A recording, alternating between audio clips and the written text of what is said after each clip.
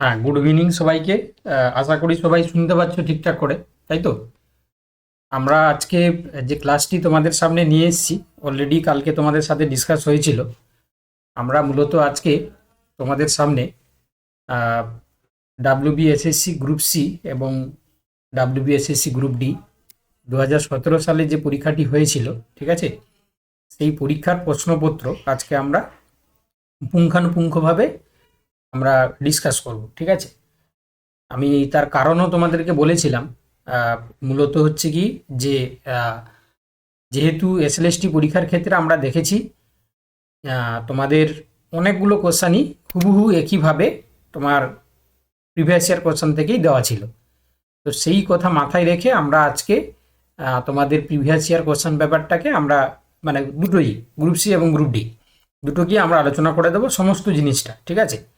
আর একটু হয়তো সময় যাবে, কারণ দুটোই বুঝতে পেরেছো এখানে অনেকগুলো কোশ্চান হয়ে যাচ্ছে, এবং জিকে, কারেন্ট অ্যাফেয়ার্স, অ্যারিথমেটিক, তাই না, তারপরে ইংলিশ, সব কিছু রয়েছে। একটু সময় লাগবে। এবং তোমাদেরকে এইটুকু বলতে পারি, মানে ধরো শুধু উত্তর নয়, প্রত্যেকটা কোশ্চান যখন আমরা অ্যানালাইসিস করব তার আনুষঙ্গিক দেখবে অনেক কিছু জিনিস এখানে উঠে আসবে। আমার মনে হয় এই ক্লাসটি তোমাদের জন্য খুবই গুরুত্বপূর্ণ হবে। এবং তোমাদেরকে বলি, যদি তোমাদের কোনো ঘরের কেউ বন্ধু বান্ধব বা ভাই বোন থাকে বা দাদা দিদিরা থাকে, যদি তারা ক্লাসটা জয়েন করতে চায়, তোমরা তাকে লিঙ্ক দিয়ে দিতে পারো। আমি দিয়েছি, এটা সবার জন্য দেওয়া হয়েছে। তো চাইলে তোমরা দিতে পারো, কোনো সমস্যা নেই, ঠিক আছে। এটা রেস্ট্রিকশান ফ্রি এই ক্লাসটা। যেহেতু তোমরা জানো যে আমাদের প্রিপারেশন এসপি লাস্টের দিকে কিছু কিছু ক্লাস সবার জন্য ওপেন রাখে, ঠিক আছে। তো এই ক্লাসগুলো যদি কেউ করতে চায় তাদেরকে তোমরা চাইলে তোমরা লিঙ্ক পাঠাতে পারো, ঠিক আছে। লিঙ্কে জাস্ট ক্লিক করলেই সে ক্লাস করতে পারবে, সমস্যা কিছু হবে না, ঠিক আছে।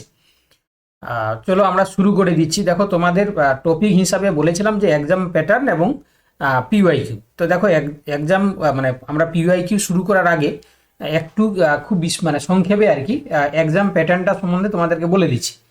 তো দেখো, নিশ্চয়ই তোমরা সবাই জেনে গেছো যে গ্রুপ ডির ক্ষেত্রে, ঠিক আছে, গ্রুপ ডির ক্ষেত্রে 40 মার্কসের পরীক্ষা হবে, ঠিক আছে।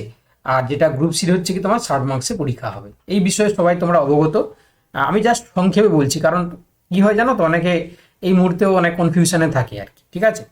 তো এখানে তোমরা নিশ্চয়ই জানো যে এবারে মানে গতবারে যেমন জিকে এবং কারেন্ট অ্যাফেয়ার্সকে দুটো আলাদা করেছিল, এবারে এই 60 নাম্বারে তোমরা জানো জিএ জেনারেল অ্যাওয়ারনেস 20টা কোশ্চেন থাকবে। তারপরে হচ্ছে কি তোমরা নিশ্চয়ই জানো যে এখানে জেনারেল অ্যাওয়ারনেস পড়ে আমাদের ইংলিশ থাকবে, ঠিক আছে। তারপরে হচ্ছে কি তোমরা জানো যে জেনারেল রিজনিং বলে একটা পোর্শন থাকবে, আর থাকবে এরিথমেটিক, ঠিক আছে। তো এটা 10 মার্কস করে থাকবে, এটা 20 মার্কস আর কি। এই নিয়ে দেখো টোটাল 60 মার্কসের পরীক্ষা। ওকে, জাস্ট মাথায় রাখো আর কি। আর no negative marks, no negative marks, negative marks, ঠিক আছে, কোনো নেগেটিভ মার্কস থাকবে না, এটা মাথায় রাখবে, ঠিক আছে। আমি খুব সংক্ষেপে জাস্ট বলছি, তোমরা জানো যেহেতু, আমি বেশি তোমাদেরকে বলছি না। আর এটা যে তোমার পরীক্ষা হবে 40 নাম্বারে, এখানেও সে একইভাবে জিএ অর্থাৎ জেনারেল অ্যাওয়ারনেস থাকবে 20টা, আর থাকবে হচ্ছে কি তোমার জেনারেল হচ্ছে কি রিজনিং যেটা থাকবে 10টা, আর তোমার হচ্ছে এরিথমেটিক মানে যেটা পাটিগণিত থাকবে 10টা, এইটা হচ্ছে 40টা। এখানে কোনো নয় ইংলিশ, আর এটাও কিন্তু নো নেগেটিভ মার্কস, কোনো নেগেটিভ মার্কস কিন্তু নেই। হয়ে গেল, তাহলে এক্সাম প্যাটার্নস হচ্ছে কি তোমরা বুঝতে পেরে গেলে। এটা খুব সংক্ষেপে তোমাদেরকে বললাম। কালকে আমরা আর একটা ক্লাস রাখবো তোমাদের জন্য ফাইনালাইজড ভাবে, সেখানে তোমাদেরকে বলে দিচ্ছি, সেখানে আমরা ম্যাথামেটিক্স থেকে বা রিজনিং থেকে বা ইংলিশ থেকে শর্টকাট মেথডে কি কি জিনিস আমরা উত্তরগুলো করতে পারি, ঠিক আছে, সেগুলো আমরা জানবো। স্যার, আমি শুধু গ্রুপ ডি দেব, আমি কি ক্লাস তাই থাকবো? হ্যাঁ, অবভিয়াসলি থাকবে, কারণ তোমার শুধু ইংলিশ বাদে বাকি সব জিনিস লাগবে, ঠিক আছে। যখন ইংলিশ কোশ্চেনটা আমরা আলোচনা করবো গ্রুপ সিতে, সেটা বাদে বাকি সব জিনিস তোমার লাগবে, ঠিক আছে। যারা গ্রুপ ডি দেবে তোমরাও কিন্তু থাকবে। দেখো, তাহলে এই যে বললাম, কালকের ক্লাসে আমরা মানে তোমার হচ্ছে ম্যাথ মানে অ্যারিথমেটিক, রিজনিং এবং ইংলিশের শর্টকাট রুলসগুলো আমরা রিভাইজ করব, শর্টকাট রুলস। আর তার পাশাপাশি এক্সাম টিপস, ঠিক আছে। এক্সাম টিপস বলতে তোমরা নিশ্চয়ই জানো যে কত ওএমআরশিটটা কেমন দেখতে হবে, কেমনভাবে তোমরা ফিল আপ করবে, ঠিক আছে। বা তোমার হচ্ছে কি এক্সাম স্ট্র্যাটেজি, অর্থাৎ মানে কোনটা থেকে শুরু করবে, কত সময় কোনটাতে দেবে, এই জিনিসগুলো কালকে আমরা একটা ক্লাস করব, সেটাতে তোমরা সবাই জয়েন করবে, ঠিক আছে। তাহলে যাই হোক, কালকের ব্যাপারটা কালকে আসছি আমি। আজকে আমরা তাহলে এক্সাম প্যাটার্নটা তোমরা বুঝতে পারলে, এবারে আমরা গ্রুপ সি দিয়েই শুরু করছি, ঠিক আছে। কালকে যেমন আমি উত্তর সমেত বলেছিলাম, তো আজকে আমরা তোমরাই উত্তর বলবে, ঠিক আছে। সেই সিস্টেমটা রাখা হয়েছে যাতে তোমরা আগে অ্যান্সার বলতে পারো। তো দেখো 2017 সালে গ্রুপ সির প্রথম যে কোশ্চান জিকে থেকে এসেছিল, ফার্স্ট কোশ্চান, যে জেপিইজি এই ফরম্যাটের এটার পুরো নাম কি আর কি, ঠিক আছে। সবাই বলো, সবাই বলো, ট্রাই টু অ্যান্সার এভরিওয়ান, ওকে। সবাই চেষ্টা করো, কারণ এটা আমরা হচ্ছে কি রিভাইজ ক্লাস, এর প্রথমে মানে আমরা কোর্সের শুরুতে কিন্তু করিয়েছি, কোর্সের শুরুতে করানো হয়েছিল, আজকে এটা কিন্তু রিভিশন দেওয়া হচ্ছে। কেন না, যেহেতু হচ্ছে কি তোমাদের পরীক্ষাতে হুবহু কমন চলে আসছে, আমি দেখতে পাচ্ছি অনেকেই পার্টিসিপেট করছে, ঠিক আছে। তোমরা সবাই পার্টিসিপেট করো, ঠিক আছে।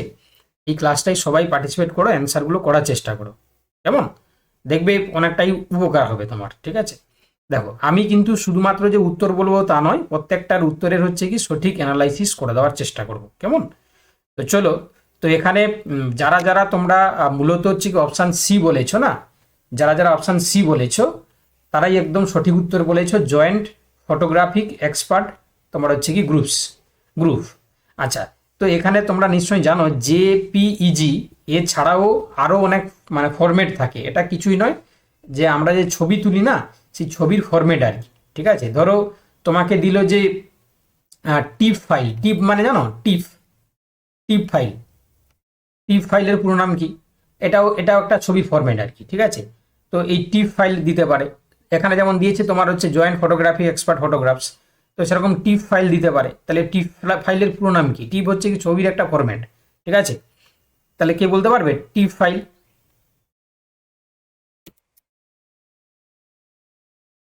কে বলতে পারবে? আমি দেখতে পাচ্ছি একজনও কেউ উত্তর কিন্তু বলতে পারছো না,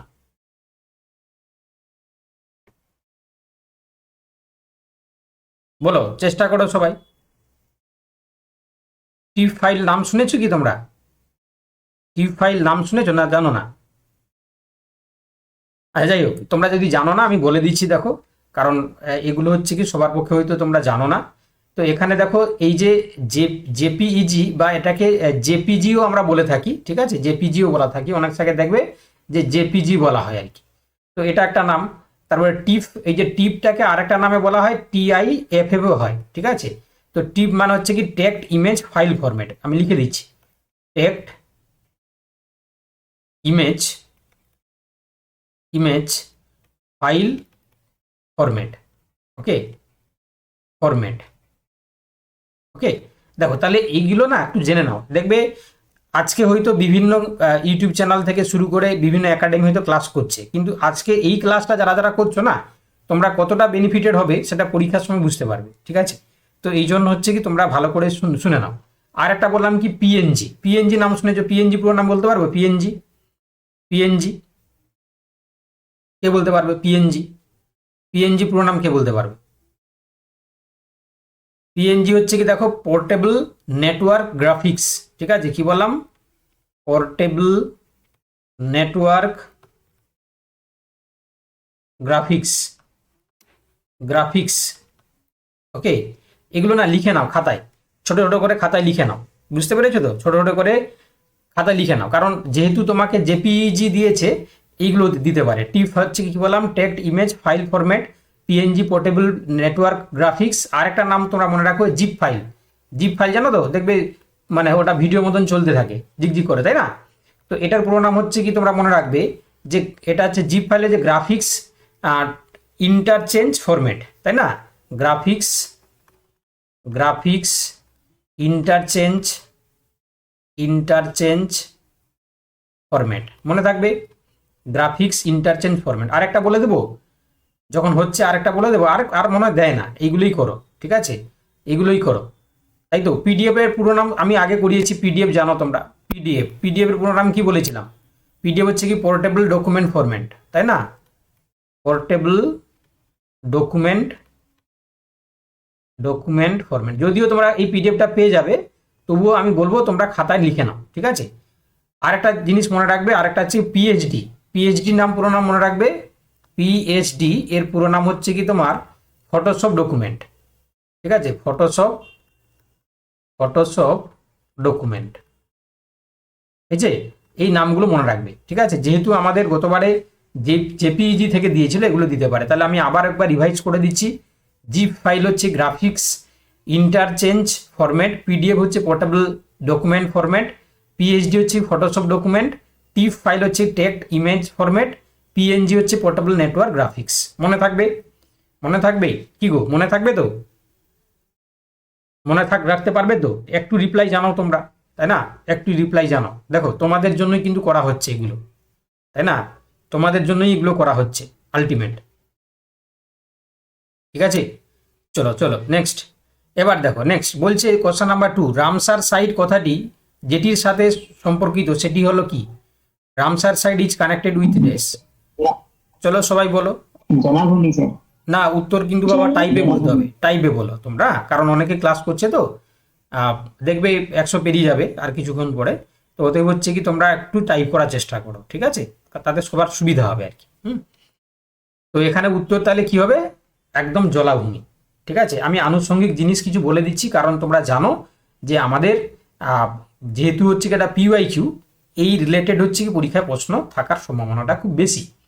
তো দেখো তোমাদেরকে বলে দিই, এই যে জলাভূমি তোমরা বললে রামসার সাইট, ঠিক আছে? তো রামসার সাইট হচ্ছে কি তোমার 1900 হচ্ছে কি তোমার 71 সালে, কত সালে? 1971 সালে ইরান বলে একটা জায়গা রয়েছে, ইরান নাম শুনেছ? সে ইরানের একটা জায়গার নাম কি? রামসর শহর। কি বললাম? রামসর শহর। সেই রামসর শহরে এই আমাদের হচ্ছে কি জলাভূমি সংরক্ষণের জন্য একটি আন্তর্জাতিক চুক্তি হয়েছিল। তো সেই সংরক্ষিত জলাভূমিকে আমরা তখন রামসার সাইট আমরা বলি। মনে রাখবে তাহলে কত সালে হয়েছিল? 1971 সালে। কোথায় হয়েছিল প্রথম? ইরানের রামসার শহরে। মনে থাকবে? চলো, আর এখান থেকে কিছু জানার নেই। চলো কোশ্চেন নাম্বার 2 বলেছে, দেখো যে হিমোগ্লোবিনের কাজ হলো ড্যাশ। হিমোগ্লোবিনের কাজ হলো ড্যাশ, অক্সিজেন পরিবহন করা, ব্যাকটেরিয়া ধ্বংস করা, রক্তাল্পতা রোধ করা, শক্তির ব্যবহার করা। ঠিক আছে, তো হিমোগ্লোবিনের কাজ কি করা? নিশ্চয়ই তোমরা সবাই অ্যান্সার দাও। একদম একদম সবাই সঠিক উত্তর বলেছো তোমরা, অপশান এ। ঠিক আছে, কুসুম, তিয়াসা, মমিতা, ঠিক আছে, আমি দেখতে পাচ্ছি অনেকেই তোমরা উত্তর দিচ্ছ, একদম সঠিক উত্তর দিচ্ছ। তাহলে হিমোগ্লোবিনের দেখো অক্সিজেন পরিবহন করা, ঠিক আছে, অক্সিজেন পরিবহন করা। তো দেখো এখানে নিশ্চয়ই তোমরা জানো যে হিমোগ্লোবিন হচ্ছে কি আমাদের আরবিসি। আরবিসি মানে কি না? রেড ব্লাড সেল, ঠিক আছে, রোহিত রক্ত কণিকা। এরই হচ্ছে গঠনগত একটা উপাদান, এটা একটা পিগমেন্টও বলতে পারো হিমোগ্লোবিন। ঠিক আছে, তো এই পিগমেন্ট বা হিমোগ্লোবিন এটা হচ্ছে গঠনগত একটা উপাদান। আর এখানে হচ্ছে কি তোমার নিশ্চয়ই তোমরা জানো যে এই যে হিমোগ্লোবিন শুধু যে অক্সিজেন পরিবহন করছে তা নয়, O2 প্লাস CO2 দুটোই কিন্তু ক্যারি করে, তাই না? যখন অক্সিজেনের সাথে যুক্ত হয় অক্সি হিমোগ্লোবিন আর হচ্ছে কার্বক্সি হিমোগ্লোবিন। ঠিক আছে, তো এই দুটোর ফর্মে সে কি করে না আমাদের O2 CO2 কে পরিবহন করে কোষে কোষে। ঠিক আছে, তাহলে মাথায় রাখবে হিমোগ্লোবিনের কাজ অক্সিজেন পরিবহন করার সাথে সাথে CO2 পরিবহন করা, এছাড়া প্রত্যেকটা কোষে হচ্ছে কি তোমার বিভিন্ন খাদ্যবস্তু পরিবহন করে। ঠিক আছে, চলো নেক্সট। এবার দেখো বলছে যে ভিটামিন এর ঘাটতির ফলে যেটি হয় সেটি হলো কি? দেখো ভিটামিন বলছে রাতকানা, রিকেট, স্কারভি নাকি চুল পড়া। ঠিক আছে, মাথায় রাখবে। তো এখানে ভালো করে তোমরা নিশ্চয়ই জানো যে একদম একদম সম্প্রীতি, তপন, বিভাস, মমিতা, সবার নাম আমি দেখতে পাচ্ছি না, শেফালি। ঠিক আছে, মোটামুটি অনেকেই তোমরা কিন্তু সঠিক উত্তর বলছো। ঠিক আছে, একদম খুব সুন্দরভাবে উত্তর দিচ্ছ তোমরা। ঠিক আছে, একদম সুস্মিতা, দেবাদ্রিতা, একদম সঠিক একদম। চলো তাহলে উত্তর কি হয়ে যাবে? একদম তাহলে রাতকানা, নাইট ব্লাইন্ডনেস, তাই না? রাতকানা কেন? তাহলে রিকেট হচ্ছে কি জন্য হয় বলো? রিকেট হচ্ছে গ্রুপ ভিটামিন হচ্ছে কি ডি। ঠিক আছে, ভিটামিন ডি ঘাটতিজনিত। স্কারভি হচ্ছে কি ভিটামিন সি, ভিটামিন সি, তাই না? আর চুল পড়া কি হবে বলো? চুল পড়া, তাই না? যখন তোমরা বললে তাহলে চুল পড়া কি হবে বলো? Vitamin E. ঠিক আছে, এটা যে ভিটামিন ই, মনে রাখবে ভিটামিন ই। তাহলে দেখো শুধু যে আমরা একটা বায়োটিনও হতে পারে, ভিটামিন ই বলবে তোমরা। দেখো তাহলে এখানে ভিটামিন এর অভাবে রাতকানা হচ্ছে। ঠিক আছে, যেটাকে আমরা বলি তোমার নাইট ব্লাইন্ডনেস। চলো কোশ্চেন নাম্বার হচ্ছে 5, মানুষের শরীরের মোট হাড়ের সংখ্যা কত? 208, 206, 209, 204। একদম একদম, এটা কিন্তু তোমাকে ধরে নিতে হবে প্রাপ্তবয়স্ক। ঠিক আছে, তাহলে 206 is the right answer, option B. যারা যারা অপশন বি বলছে একদম সঠিক উত্তর। একজন প্রাপ্তবয়স্ক মানুষের ক্ষেত্রে হাড়ের সংখ্যা হচ্ছে কি 206। ঠিক আছে, এবারে দিতে পারে যে তোমার বলবে যে কোরোটিস নাই কোটা। ঠিক আছে, কোরোটিস নাই মানুষের ক্ষেত্রে, কোরোটিস নাই। তাহলে নিশ্চয়ই তোমরা জানো যে করোটি স্নায়ু কোথা, তাহলে 12 জোড়া, 12টা নয় 12 জোড়া বলবে, ঠিক আছে। আর এই সুষুম্না স্নায়ু দিতে পারে, সুষুম্না স্নায়ু দিতে পারে, তাই না, সুষুম্না স্নায়ু এটা হচ্ছে 31 জোড়া, এগুলো দিতে পারে, তাই না, এগুলো দিতে পারে। তো সেক্ষেত্রে মনে রাখবে, তাহলে এটা যেহেতু মানুষের মোট হাড়ের সংখ্যা দিয়েছে বা দাঁতের সংখ্যা দিতে পারে, তাই না, পরিণত মানুষের দাঁতের সংখ্যা 16 থাকে, তাই না, এটাও দিতে পারে, কোনো অসুবিধা নেই। চলো কোশ্চেন নাম্বার 6, মাউন্ট এভারেস্ট দেশে অবস্থিত মাউন্ট এভারেস্ট। তো দেখা বলছে ভারত, চীন, নেপাল নাকি ভুটান, মাউন্ট এভারেস্ট দেশে অবস্থিত। তো মাউন্ট এভারেস্ট তোমরা নিশ্চয়ই জানো যে আমাদের ভারতের কিন্তু নয় এটা, তাই না, ভারতের কিন্তু নয়, চীনেও নয়, ভুটানেও নয়, এটা হচ্ছে নেপালে অবস্থান করে, তাই না। এটি যদিও এটি বিশ্বের সর্বোচ্চ শৃঙ্গ, যা হিমালয় পর্বতমালায় নেপালে অবস্থান করে, ঠিক আছে, এটা বিশ্বের সর্বোচ্চ শৃঙ্গ, ঠিক আছে। তাহলে এর হচ্ছে কি উচ্চতা কত বলতে পারবে, যদিও পরিবর্তন হয়, তবে তার উচ্চতা কত বলতে পারবে, যেটা তোমরা পড়েছো আর কি বইয়ের ভাষায়, কত পড়েছো তোমরা। বিভাস বলছে 8848, তাই না, একদম সঠিক উত্তর বলেছে 8848, ঠিক আছে। মিটার না কিলোমিটার না কি, এটা সংখ্যা তো বললে হবে না, তোমাকে মিটার দিল কিলোমিটার দিল, তাই না, তাহলে কি হবে, এটা মিটার, একদম যারা মিটার বলছে একদম সঠিক উত্তর, তাই না, মিটার্স, তাহলে উত্তর হয়ে যাবে 8848 মিটার্স, ওকে। তো সেক্ষেত্রে মাথায় রাখবে, কারণ গতবারে দিয়েছিল যে কোথায় অবস্থান করে, এটা বলতে পারে যে কত উচ্চতা কত। চলো নেক্সট পরেরটা যাই আমরা। এবার দেখো, এবার কি বলছে দেখো, এবার বলছে যে ধরিত্রী দিবস মানে earth day is celebrated on, মানে ধরিত্রী দিবস হচ্ছে কি কবে পালিত হয়। তো এটা নিশ্চয়ই তোমরা জানো যে আমাদের এই যে 5ই জুন হচ্ছে কি পরিবেশ দিবস, এটা হচ্ছে পরিবেশ দিবস, ওকে। আর 22শে যে এপ্রিল, এটাই হচ্ছে কি তোমার একদম, তোমরা যারা বলছো 22শে এপ্রিল একদম সঠিক উত্তর, এটা হচ্ছে কি তোমাদের ধরিত্রী দিবস। তাহলে আমাকে তোমরা বলো 16ই সেপ্টেম্বর আর 22শে মে এটা কি পালন হয়, 16 সেপ্টেম্বর কি জন্য বলো, 16ই সেপ্টেম্বরটা কি জন্য বলো, 16 সেপ্টেম্বরটা কি জন্য পালন করা হয়, কে বলতে পারবে, 16 সেপ্টেম্বর বলো। একদম যারা ওজন ডে বলছে না, ওজন মানে হচ্ছে কি তোমরা জানো O3, ওজন ডে, ওকে। আর যেটা হচ্ছে কি তোমার 22শে মে কি হবে, 22 বলছি 12ই মে কি হবে বলো, 12ই মে কি হবে বলো, 12ই মে কি জন্য পালন করা হয়, কেউ তো একজন বলো, কেউ জানো না। দেখো যেহেতু হচ্ছে কি এই দিবসগুলো রয়েছে, একটু জেনে নেওয়া আমার মনে হয় ভালো আর কি, ঠিক আছে, আমার মনে হয় জেনে নেওয়াটা ভালো, ঠিক আছে। কারণ 16ই সেপ্টেম্বরটা ওজন ডে, 22 এপ্রিল হচ্ছে কি ধরিত্রী দিবস বা আর্থ ডে, পরিবেশ দিবস বা এনভায়রনমেন্টাল ডে হচ্ছে কি তোমার 5ই জুন, আর এটা হচ্ছে কি তোমার এটা নার্স ডে, একদম ঠিক বলেছো, নার্স, তাই না, মনে রাখবে। চলো নেক্সট, এবার কোশ্চেন নাম্বার 8 বলছে দেখো নিম্নলিখিত কোন সংরক্ষিত বনভূমিটি পশ্চিমবঙ্গে অবস্থিত নয়, গরুমারা, মানস, সুন্দরবন, চাপড়ামারি, ঠিক আছে, কোনটা দেখো বলছে যে আমাদের পশ্চিমবঙ্গে সংরক্ষিত অবস্থিত নয়, ঠিক আছে। একটু টাইপ করে, একটু চেষ্টা করো টাইপ করার, না, কারণ বাবা অনেকেই ক্লাস করছে, তাই না, সবাইকে হচ্ছে প্রায়োরিটি দিতে হবে এখানে, তাই না। দেখো এটা উত্তর হয়ে যাবে কি অপশন বি, মানস। কেন মানস, তার মানস হচ্ছে কি আমাদের অসমে অবস্থান করে, কোথায় রয়েছে, অসম, আসাম আর কি, ঠিক আছে। তাহলে বাকিগুলো তোমরা জানো যে গরুমারা, সুন্দরবন, চাপড়ামারি এগুলো আমাদের ওয়েস্ট বেঙ্গলেই রয়েছে, ঠিক আছে। তাহলে মানুষটা কোথায় রয়েছে, অসম বা আসামে, ঠিক আছে। চলো এবার দেখো, এবার বলছে দেখো যে ঝুম হলো কি, একটি লোকনৃত্য, একটি নদীর নাম, একটি উপজাতি, একটি চাষের পদ্ধতি। চলো কে বলতে পারবে, ঝুমটা কি, খুব সুন্দর আমি দেখতে পাচ্ছি এখানে ম্যাক্সিমাম জন কিন্তু সঠিক উত্তর দিয়েছে, তাই না, একদম।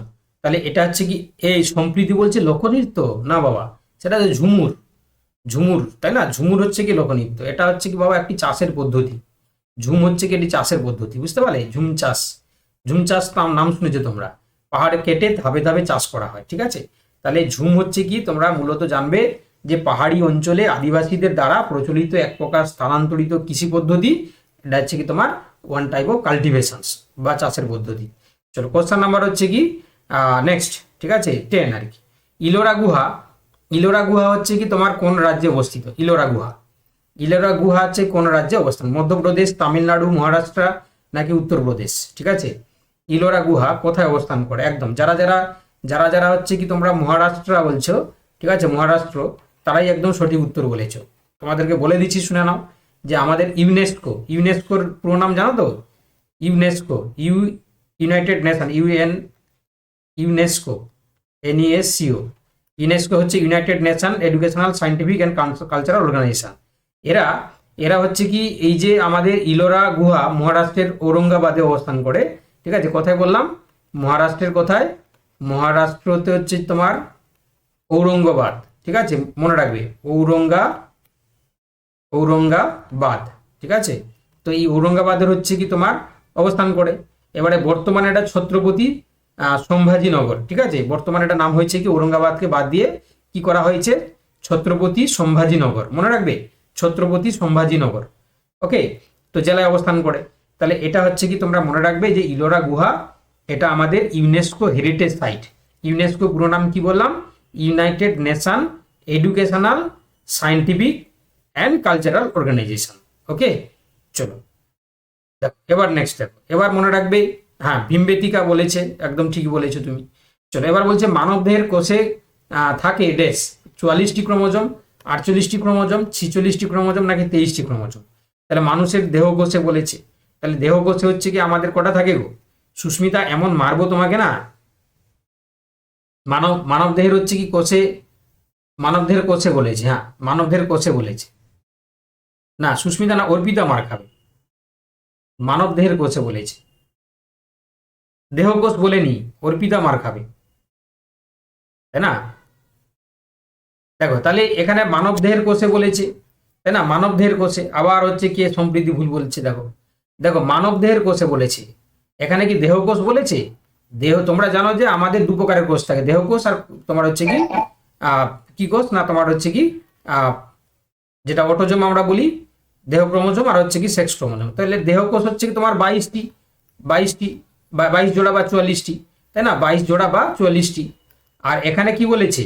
এখানে বলেছে যে আমাদের দেহ কোষের, মানব দেহের হচ্ছে কি যে কোষে, তাহলে সেটা কি হবে, 46টি হবে। যারা 46 অপশন সি বলছে তারা একদম সঠিক, ঠিক আছে। কারণ মানুষের প্রত্যেকটা কোষে, ঠিক আছে, মানব দেহের হচ্ছে কোষে হচ্ছে 46টি করে ক্রোমোজোম থাকে। ওকে, কি কি না তোমরা নিশ্চয়ই জানো যে 44A প্লাস হচ্ছে কি XX ওর 44A প্লাস হচ্ছে কি XY, ঠিক আছে, XY। ওকে, তাহলে 44A plus XX, 44A plus XY, এটা হচ্ছে কি তোমার দেখো 46টি হচ্ছে, তাই না, 46টি। এবারে যদি দেহ কোষে বলতো তাহলে তখন হচ্ছে 44টি, আর যদি হচ্ছে জনন কোষে বলতো তাহলে 2টি, ঠিক আছে। তাহলে সেক্ষেত্রে আমাদের বলেছে যে মানব দেহের কোষে বলেছে, তাহলে আমরা কি করব, 46টি করব, তাই না। দেখো তাহলে এতদিন পর্যন্ত তোমরা কিন্তু PYQটাকে ঠিকঠাক করে পড়ে উঠতে পারোনি, দেখতে পাচ্ছ, ভুল হয়ে যাচ্ছে। তাহলে কি হবে, এখানে অপশন যারা যারা সি বলছে তারাই কিন্তু সঠিক উত্তর বলেছে। চলো এটা কনফিউশন রাখবে না, বলে দিলাম, যদি অসুবিধা হয় তাহলে আবার বলতে পারো আমাকে। চলো কোশ্চেন নাম্বার হচ্ছে কি দেখো 12, আলফ্রেড নোবেল উদ্ভাবন করেছিলেন ড্যাশ, এক্স রশ্মি, ডিজেল ইঞ্জিন, ডিনামাইট, ডাইনামো, তাই না, আলফ্রেড নোবেল, ঠিক আছে। আলফ্রেড নোবেল হচ্ছে কি তোমার কি করেছিলেন, দেখো এই যে এখন হচ্ছে কি প্রতি বছর নোবেল পুরস্কার দেওয়া হয়, ওটা হচ্ছে কি এই আলফ্রেড নোবেলেরই তোমার হচ্ছে কি তার কৃতিত্ব আর কি। রিমা একটু বাবা মিউট করে দাও, রিমা ঘোষ একটু মিউট করে দাও, সবার ভালো হবে, মিউট করে দাও। দেখো তাহলে আলফ্রেড নোবেল হচ্ছে কি দেখো ডিনামাইট আবিষ্কার করেছিলেন, ঠিক আছে, ডিনামাইট। তাহলে উত্তর কি হয়ে যাবে, হ্যাঁ কি বলছো ওয়াসিম, হবে স্যার, হ্যাঁ কি বলছো? আর দেহ কোষ হলে তো 46টি হবে। না দেহকোষ বলতে দেহ কোষ বলে স্যার 46টি তো হবে, দেহ ক্রোমোজোম তাহলে স্যার 44। আমরা এটাকে যেটা বলতে চাইছি সেটা হচ্ছে কি তোমার মানে কি বলছি আমরা, অটোজোম আর হচ্ছে কি এলোজোম, ঠিক আছে। যদি অটোজোম যদি হয় তাহলে হচ্ছে কি আমরা এটা অটোজোমের সাপেক্ষে বলেছি 22টি জোড়া বা 44টি, ঠিক আছে, অটোজোম। আর এলোজোম মানে সেক্স ক্রোমোজোম যেটা, সেটা হচ্ছে 2টি। ঠিক আছে। তো এটা হচ্ছে কি অটোজোমের সাপেক্ষে আমরা বলছি আর কি, অটোজোম, ঠিক আছে। হ্যাঁ দেখো, আর হচ্ছে কি তোমার এলোজোম হলে তখন হচ্ছে কি 2টি হবে। দেখো এবার দেখো ভালো করে শোনো, এবার বলছে তাহলে ডিনামাইট কি বললাম, আলফ্রেড নোবেল, তাহলে ইনি হচ্ছে কি তোমরা মনে রাখবে কথাকার বিজ্ঞানী জানো, ইনি হচ্ছে কি সুইডিশ বিজ্ঞানী, কি বললাম, সুইডিশ বিজ্ঞানী, মনে রাখবে, এটাও পরীক্ষা দিতে পারে। তাহলে সুইডিশ বিজ্ঞানী আলফ্রেড নোবেল তার হচ্ছে কি তোমার তিনি হচ্ছে কি অ্যাকচুয়ালি ওই ডিনামাইট আবিষ্কার করেছিলেন। এটা তিনি হচ্ছে ভালো উদ্দেশ্যে করেছিলেন, কিন্তু তোমরা জানো যে এটা আহ, পরবর্তীকালে যুদ্ধে কাজ লাগানো হয়েছিল, প্রচুর মানুষ মারা গেছিল। ঠিক আছে, যাই হোক। এবার দেখো ভিক্টোরিয়া জলপ্রপাত যেখানে অবস্থিত, ভিক্টোরিয়া জলপ্রপাত কোথায় অবস্থান করে? এটা উত্তর কি হবে বলো? রাশিয়া নাকি অস্ট্রেলিয়া, আফ্রিকা নাকি ব্রাজিল? ঠিক আছে, তাহলে একটু টাইপ করো বাবা। ঠিক আছে, সবার একটু ভালো হবে আর কি। ঠিক আছে, দেখো তাহলে উত্তর হবে কি আফ্রিকা। যারা যারা আফ্রিকা বলছো একদম সঠিক, আফ্রিকা। ঠিক আছে, ভালো করে শুনে নাও যে এটা হচ্ছে কি আফ্রিকার হচ্ছে কি জাম্বিয়া এবং জিম্বাবুয়ে সীমান্তে হচ্ছে কি জাম্বেজি নদীর উপর অবস্থান করে বিশ্বের অন্যতম বৃহত্তম জলপ্রপাত। ঠিক আছে, বিশ্বের বৃহত্তম তোমার হচ্ছে কি অন্যতম বৃহত্তম জলপ্রপাত কোথায় রয়েছে এটা? না তোমরা বললাম কি জাম্বিয়া এবং জিম্বাবুয়ে এর সীমান্ততে রয়েছে এবং হচ্ছে কি জাম্বেজি নদীর উপর অবস্থান করে। ঠিক আছে, চলো নেক্সট। আচ্ছা, যে গ্যাসটি সর্বাধিক মাত্রায় বায়ুতে উপস্থিত থাকে, তো তোমরা নিশ্চয়ই জানো যে আমাদের নাইট্রোজেন থাকে 77.17%। ঠিক আছে, অক্সিজেন থাকে 20.60%। ঠিক আছে, কার্বন ডাইঅক্সাইড যেটা থাকে 0.03%। তাহলে বুঝতে পেরেছো 77টা সবচেয়ে বেশি, তাই না? 77টা সবচেয়ে বেশি, তাহলে উত্তর কি হয়ে যাবে? Option B is the right answer. যারা যারা নাইট্রোজেন বলেছো একদম সঠিক উত্তর। আচ্ছা, এবার বলছে দেখো সিএনজি এর অর্থ কি, মানে পুরো নাম বলেছে আর কি। Conserve natural gas, consumed natural gas, conducted natural gas নাকি কম্প্রেসড ন্যাচারাল গ্যাস? সিএনজি। তো সিএনজির পুরো নাম হচ্ছে কি হবে? Compressed natural gas. ঠিক আছে, option D is the right answer. যারা যারা ডি বলছো একদম সঠিক উত্তর। তোমরা জানো যে এটি উচ্চচাপে রাখা প্রাকৃতিক গ্যাস, মানে এটা হচ্ছে কি one type of natural gas, প্রাকৃতিক গ্যাস, ন্যাচারাল গ্যাস। তাহলে এটা কি কন্ডিশনে থাকে? কমপ্লেক্স কন্ডিশনে থাকে। ঠিক আছে, এই জন্য আমরা বলছি কি কমপ্রেসড ন্যাচারাল গ্যাস। আর এর যে প্রাকৃতিক গ্যাস, এটা মূল উপাদান কি থাকে? এর উপাদান থাকে মিথেন, মনে রাখবে মিথেন থাকে। ঠিক আছে, CH4। তাহলে মিথেন হচ্ছে কি এর মধ্যে মূল উপাদান হিসাবে, জ্বালানি হিসাবে আমরা ব্যবহার করি। ঠিক আছে, মিথেন এর মধ্যে উপাদান হিসাবে অবস্থান করে। ঠিক আছে, মিথেন। চলো দেখো নেক্সট কোশ্চেন। এবারে হচ্ছে তোমরা জানো যে গতবারের কোশ্চেন প্যাটার্ন আলাদা ছিল, এবারে প্যাটার্ন আলাদা। চলো এবারে হচ্ছে কি গতবারে কারেন্ট অ্যাফেয়ার ছিল, তোমাদের কি করিয়ে দেবো না স্কিপ করবো বলো? তোমরা যেটা বলবে সেটাই হবে, কারণ গতবারে কারেন্ট অ্যাফেয়ার্স এবারে নিশ্চয়ই দেবে না, দেওয়ার কথা নয় আর কি। যদি তোমরা স্কিপ করে দেওয়াটাই ভালো। হ্যাঁ, না করিয়ে দেবো? স্যার কন্টিনিউ তাড়াতাড়ি করে দিন। আচ্ছা, কন্টিনিউ তাড়াতাড়ি করে দেবো। আচ্ছা ঠিক আছে, দেখো ভারতের একমাত্র পরমাণু অস্ত্রবাহী অন্তর্মহাদেশীয় ক্ষেপণাস্ত্র হলো ড্যাশ। ঠিক আছে, এটা উত্তর হবে কি অগ্নি 5। ঠিক আছে, অগ্নি 5, অপশন সি অগ্নি 5। তো এটা একটু বলে দিচ্ছি, দেখো অগ্নি 5 ভারতের তৈরি প্রথম আন্তঃমহাদেশীয় ক্ষেপণাস্ত্র, যার পাল্লা কত প্রায় মানে অ্যাপ্রক্স আর কি, প্রায় হচ্ছে কি 5000 তোমার হচ্ছে কি কিলোমিটারের বেশি। ঠিক আছে, কিলোমিটারের বেশি। এটা হচ্ছে আন্তঃমহাদেশীয় একটা ক্ষেপণাস্ত্র আর কি। ঠিক আছে, চলো এবার বলছে নাসার মহাকাশ যান যেটি বৃহস্পতির চারধারে প্রদক্ষিণ করছে তার নাম কি? তো নাসার হচ্ছে কি যেটার মহাকাশ যান যেটা হচ্ছে কি বৃহস্পতি চাঁদে, এটার নাম হচ্ছে জুনো। ঠিক আছে, জুনো মনে রাখবে, অপশন সি জুনো। জুনো বলে হচ্ছে কি সেটা হচ্ছে কি এটা মহাকাশ যানটা হচ্ছে কি বৃহস্পতির চারদিকে ঘুরছে। এটা 2011 সালে, কত সালে বললাম? 2011, 2011 সালে নাসা বৃহস্পতি গ্রহ পর্যবেক্ষণের জন্য এটাকে মহাকাশে পাঠানো হয়েছিল। ঠিক আছে, 2011 সালে। কে পাঠিয়েছিল? নাসা। নাসা তোমরা নিশ্চয়ই জানো নাসা কোথাকার গো? নাসা হচ্ছে কি আমাদের ভারতের নাকি আমেরিকার? এটা হচ্ছে কি আমেরিকার। ঠিক আছে, নাসার পুরো নাম কি বলতে পারবে? নাসার পুরো নাম কে বলতে পারবে? দেখি কে যে আগে বলতে পারবে সেই হচ্ছে কি পারবে আর কি। অ্যাকচুয়ালি নাসার পুরো নাম কি?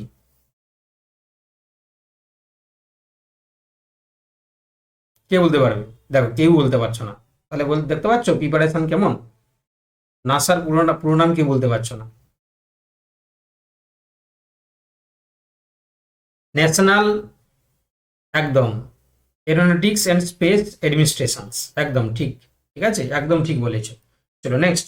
এবার দেখো নেক্সট আমরা চলে যাই। এবার বলছে দেখো যে আগস্ট 13, 2014 সালে পরিকল্পনা কমিশনের বদলে যে সংস্থা স্থাপিত হয়েছে তার নাম কি? ঠিক আছে, তো এটা উত্তর কি হয়ে যাবে? এটা যারা উত্তর হচ্ছে কি অপশন এ বলেছে সেটা হচ্ছে কি তোমার, আচ্ছা বর্তমান হয়েছে কি একদম, তাহলে কি হবে? National Institute for Transforming India Aayog, যেটাকে আমরা কি বলি গো? একদম নীতি আয়োগ, তাই না? নীতি আয়োগ, NITI তাই না, নীতি আয়োগ। তাহলে এই যে নীতি আয়োগটা তখন হয়েছিল আর কি, ঠিক আছে। আর বর্তমানে কি হয়েছে গো, বর্তমানে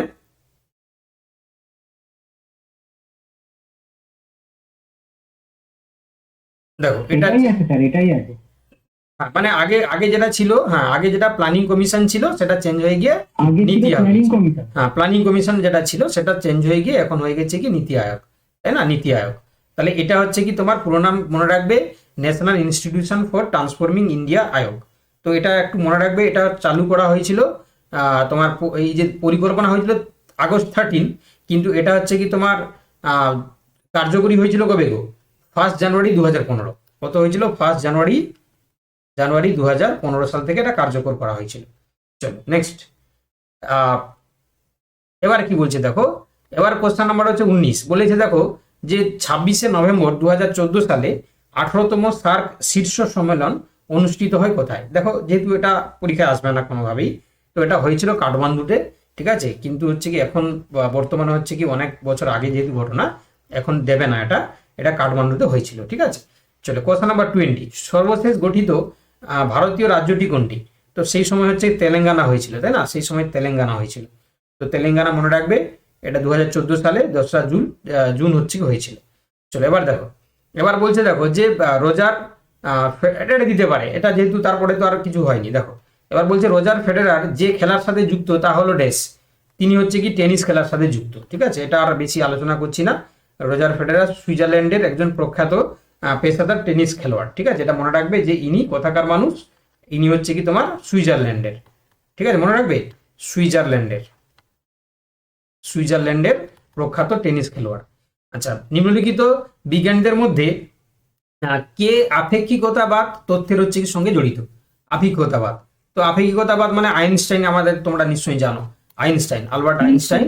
তিনি হচ্ছে কি 1905 সালে মনে রাখবে, ইনি হচ্ছে কি আমাদের একটা বৈপ্লবিক মানে ঘটিয়েছিলেন সায়েন্স জগতে, যেটাকে আমরা কি বলি যে থিওরি অফ দ্য রিলেটিভিটি, মানে যেটাকে আমরা আপেক্ষিকবাদ থিওরির নামে পড়ে থাকি, ঠিক আছে, 1905 সালে। চলো এবার দেখো, মৈত্রী এক্সপ্রেস 2 কোন দুটি জায়গার মধ্যে দিয়ে চলবে আর কি, মানে তখন চলবে মানে এখন চলে আর কি। মৈত্রী এক্সপ্রেস এটা হচ্ছে কি তোমরা জানো যে কলকাতা থেকে খুলনা, ঠিক আছে, কলকাতা থেকে খুলনা পর্যন্ত চলবে, ঠিক আছে, কলকাতা থেকে খুলনা, অর্থাৎ ভারত এবং বাংলাদেশের মধ্যে সংযোগকারী দ্বিতীয় ট্রেন, যেটা কলকাতা এবং খুলনার মধ্যে একটা বন্ধন তৈরি করবে, ঠিক আছে। তাহলে উত্তর হয়ে যাবে কি অপশন বি।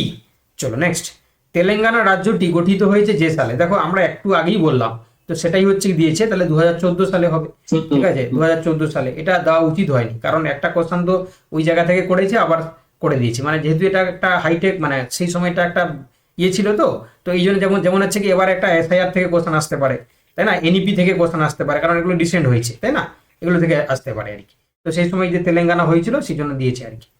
চলো দেখো, এবার বলছে দেখো ভারতের জাতীয় পক্ষী হলো কি। আমাদের ভারতের জাতীয় পক্ষী তোমরা সবাই জানো যে আমাদের জাতীয় পক্ষী হচ্ছে ময়ূর, ঠিক আছে।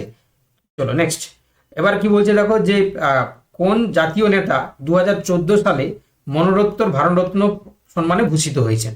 তো এখানে যেহেতু চারটা অপশন আছে, এখানে হচ্ছে মদন মোহন মালব্য হবে, ঠিক আছে। ইনি তোমরা জানো যে পণ্ডিত মদন মোহন মালব্যকে মরণোত্তর এবং অটল বিহারী বাজপেয়ীর শরীরে 2014 সালে তাকে ভারত রত্ন দেওয়া হয়েছিল, ঠিক আছে।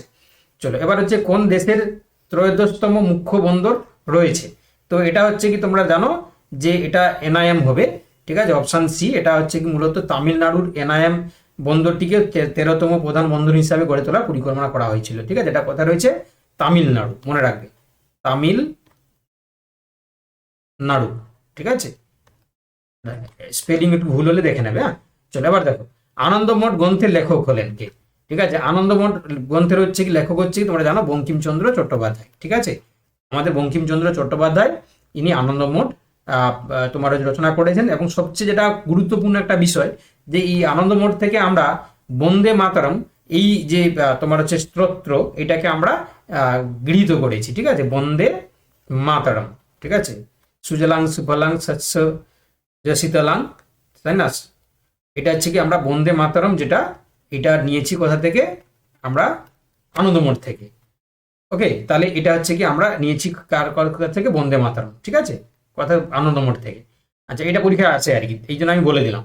এবারে কি বলছে, এর এর মধ্যে কোন দেশ গ্রীষ্মকালে খ্রিস্টমাস উৎসব পালন করে? ঠিক আছে, গ্রীষ্মকালে তারা খ্রিস্টমাস উৎসব পালন করে কে? অস্ট্রেলিয়া। ঠিক আছে, অস্ট্রেলিয়া এরা হচ্ছে কি তোমার যদি দক্ষিণ গোলার্ধে অবস্থিত, হ্যাঁ, এটা কোন গোলার্ধে মনে রাখবে? দক্ষিণ গোলার্ধে। গোলার্ধে এই দক্ষিণ গোলার্ধে থাকার কারণে এরা হচ্ছে কি শীতকাল, আমাদের যখন শীতকাল চলে ওদের তখন গ্রীষ্মকাল, আর তাহলে তখন এরা এরা কি করে গ্রীষ্মকালে গিয়ে এরা তখন হচ্ছে কি 25শে ডিসেম্বর গ্রীষ্মের সময় পড়ছে, তাই জন্য তারা কি করে, কিছু করার নেই তাদের, তখন তারা ক্রিসমাসটাকে পালন করছে। মহেঞ্জোদারো ধ্বংসাবশেষ কে আবিষ্কার করেন? তো এটা রাখাল দাস বন্দ্যোপাধ্যায়, তোমরা নিশ্চয়ই জানো যে রাখাল দাস বন্দ্যোপাধ্যায় ইনি হচ্ছে কি আমাদের 1922 সম্ভবত, তাই না, 1922 সালে প্রখ্যাত হচ্ছে কি তোমার প্রত্নতাত্ত্বিক রাখাল দাস বন্দ্যোপাধ্যায় সিন্ধু নদীর তীরে, কোথায় না, সিন্ধু নদীর তীরে, ঠিক আছে, সিন্ধু নদীর তীরে, ঠিক আছে। তো ইনি হচ্ছে কি মহেঞ্জোদারো আবিষ্কার করেন। চলো নেক্সট, এবারে দেখো ইংলিশ, ঠিক আছে, যারা গ্রুপ ডির জন্য প্রিপারেশন নিচ্ছ তোমরা চাইলে এটাকে স্কিপ করতে পারো, ঠিক আছে, বাট যারা গ্রুপ সি দেবে তাদের তো লাগবেই। স্যার, হ্যাঁ বলো হ্যাঁ, বলো বলো। বলছি স্যার, আমরা যে এই পদ্ময়ার পড়বো সেটা কি 2025-এর না 2026-এর? আমি যেটা দিয়েছি সেটাই পড়বে 2025-এ, দেখো কালকে দিয়েছি যেটা সেটাই পড়বে তুমি, ঠিক আছে। আচ্ছা আচ্ছা, ঠিক আছে। হুম, দেখো এবার ইংলিশ থেকে দিচ্ছি, দেখো বলছে 1 or 2 stars were still dash in the sky. তো দেখো বার্নিং নাকি টার্নিং নাকি টুইঙ্কিং নাকি টিঙ্কলিং। তো দেখো আমরা বেসিক্যালি যেহেতু স্টারের কথা বলছি, ঠিক আছে, 1 কিংবা 2 স্টার তারা কি হয়, এই যে টুইঙ্কিং লিটিল স্টার, তাই না, পড়েছো তোমরা সবাই, বাচ্চাদেরকে আমরা শিখাই। তাহলে অপশন হচ্ছে কি C is the right answer হবে, তাই না। চলো নেক্সট এবার দেখো বলছে, দেখো the boys who wanted to play football were disappointed when it's rained, ঠিক আছে, এবার the sentence is a dash. তো এই যে দেখতে পাচ্ছ এই যে সেন্টেন্সটা আমি বললাম, এটা কি ধরনের সেন্টেন্স, কমপ্লেক্স, কম্পাউন্ড, সিম্পল নাকি মিক্সড? দেখো আমি দেখতে পাচ্ছি কোনো কালেই হচ্ছে কি এটা সিম্পল নিশ্চয়ই পড়বে না, তাহলে অপশন সি বাদ চলে গেল, তাই না। বাকি হচ্ছে কি, দেখো এখানে মিক্সড সেন্টেন্স আমরা কাকে বলি, যখন দেখো এটা দেখো একই কথাই বলেছে যে যখন বৃষ্টি হচ্ছে কি, মানে সেই ছেলেটা ফুটবল খেলতে চেয়েছিল কিন্তু সে ডিসঅ্যাপয়েন্টেড হয়ে পড়েছে, কেন, বৃষ্টি চলে এলো আর কি। তাহলে এটা তো একটাই জিনিস, তাহলে এখানে নিশ্চয়ই মিক্সড সেন্টেন্স হচ্ছে না। মিক্সড মানে কি, দুটো আলাদা আলাদা ঘটনাকে একসাথে হচ্ছে কি যোগ করা হয়েছে, তাহলে নিশ্চয়ই হচ্ছে না। বাকি থাকলো কি অপশন এ আর অপশন বি। দেখো যারা ইংলিশে দুর্বল আর কি তাদের জন্য বলছি। তো দেখো কমপ্লেক্স আর হচ্ছে কম্পাউন্ডের মধ্যে একটা যদি আমরা করি তাহলে হচ্ছে কি ডিস্টিংগুইশ করি, তাহলে কি করব এখানে আমরা। তো বেসিক্যালি ভালো করে দেখো যে এখানে একটি প্রধান খণ্ডবাক্য এবং আশ্রিত খণ্ডবাক্যর মধ্যে একটা কি রয়েছে না, জয়েন্ট রয়েছে, এই জন্য তাকে আমরা কি বলি, জটিল বাক্য বা কমপ্লেক্স সেন্টেন্স, ঠিক আছে। তো এই জন্য এটাকে আমরা কি বলবো, কমপ্লেক্স সেন্টেন্স। চলো question number 33, I will try to be on time but do not worry when I am late, ঠিক আছে। তো এখানে বলে যে which part above the sentence has an error. তো এখানে কোন পার্টটা এরার হয়েছে, দেখো আই উইল ট্রাই, তাহলে এই যে আই উইল ট্রাই এখানে তো কোনো ভুল থাকার কোনো কথাই নেই বাবা, তাই না, তাহলে এটা নিশ্চয়ই হবে না। চলো নেক্সট কি বলেছে, টু বি অন টাইম, তাই না, টু বি অন টাইম, এটাও দেখো সবটাই ঠিক আছে, এটাও কোনো ভুল থাকার কোনো কারণ নেই।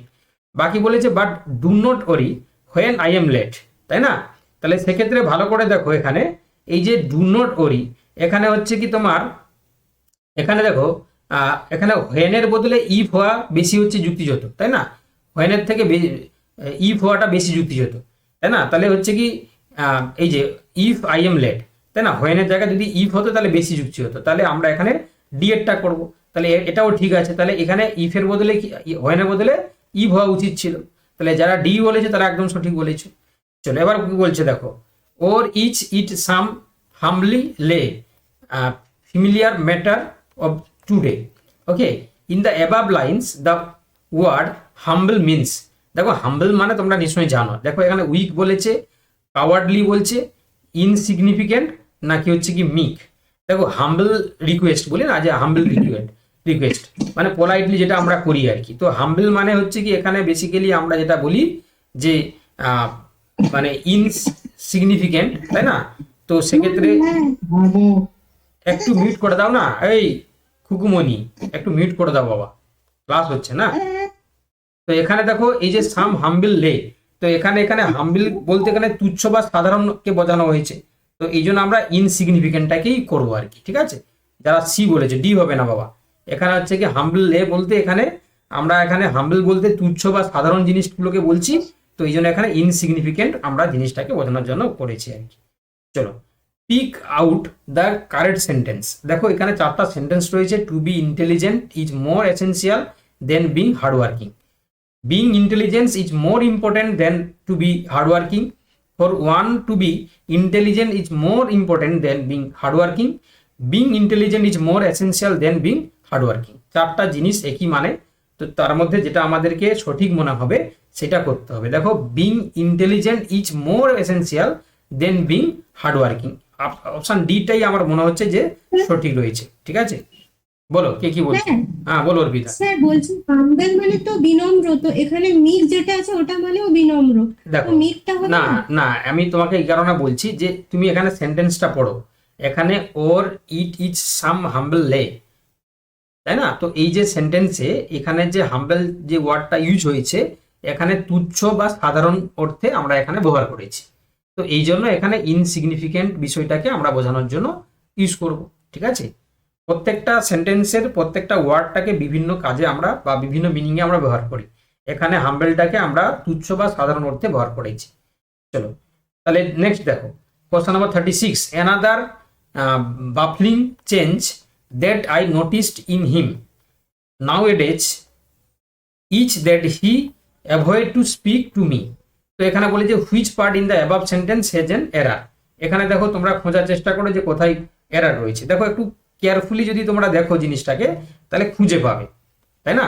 তাহলে কেয়ারফুলি যদি জিনিসটাকে দেখো খুঁজে পাবে। দেখো, another baffling change that I noticed in him nowadays is it that he avoids, তাই না?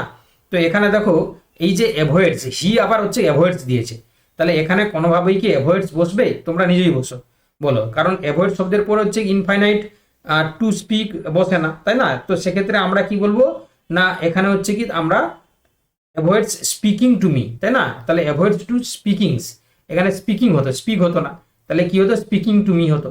তাহলে উত্তরটা হচ্ছে অপশন ডি এরটাই হচ্ছে এরার রয়েছে। চলো, question number 37। Write and abstract of this essay. ঠিক আছে, the underline word means abstract, summary, title, plan নাকি কনক্লুশন। যারা অ্যাবস্ট্রাক্ট মানে বোঝো তোমরা নিশ্চয়ই বলতে পারবো যে অ্যাবস্ট্রাক্ট মানে কোনো একটা জিনিসের হচ্ছে সামারি করা। ঠিক আছে, সামারি অর্থে আমরা অ্যাবস্ট্রাক্ট টার্মটাকে আমরা ব্যবহার করি। ঠিক আছে, চলো এবার বলছে would you mind moving the car, the above the sentence is a dash.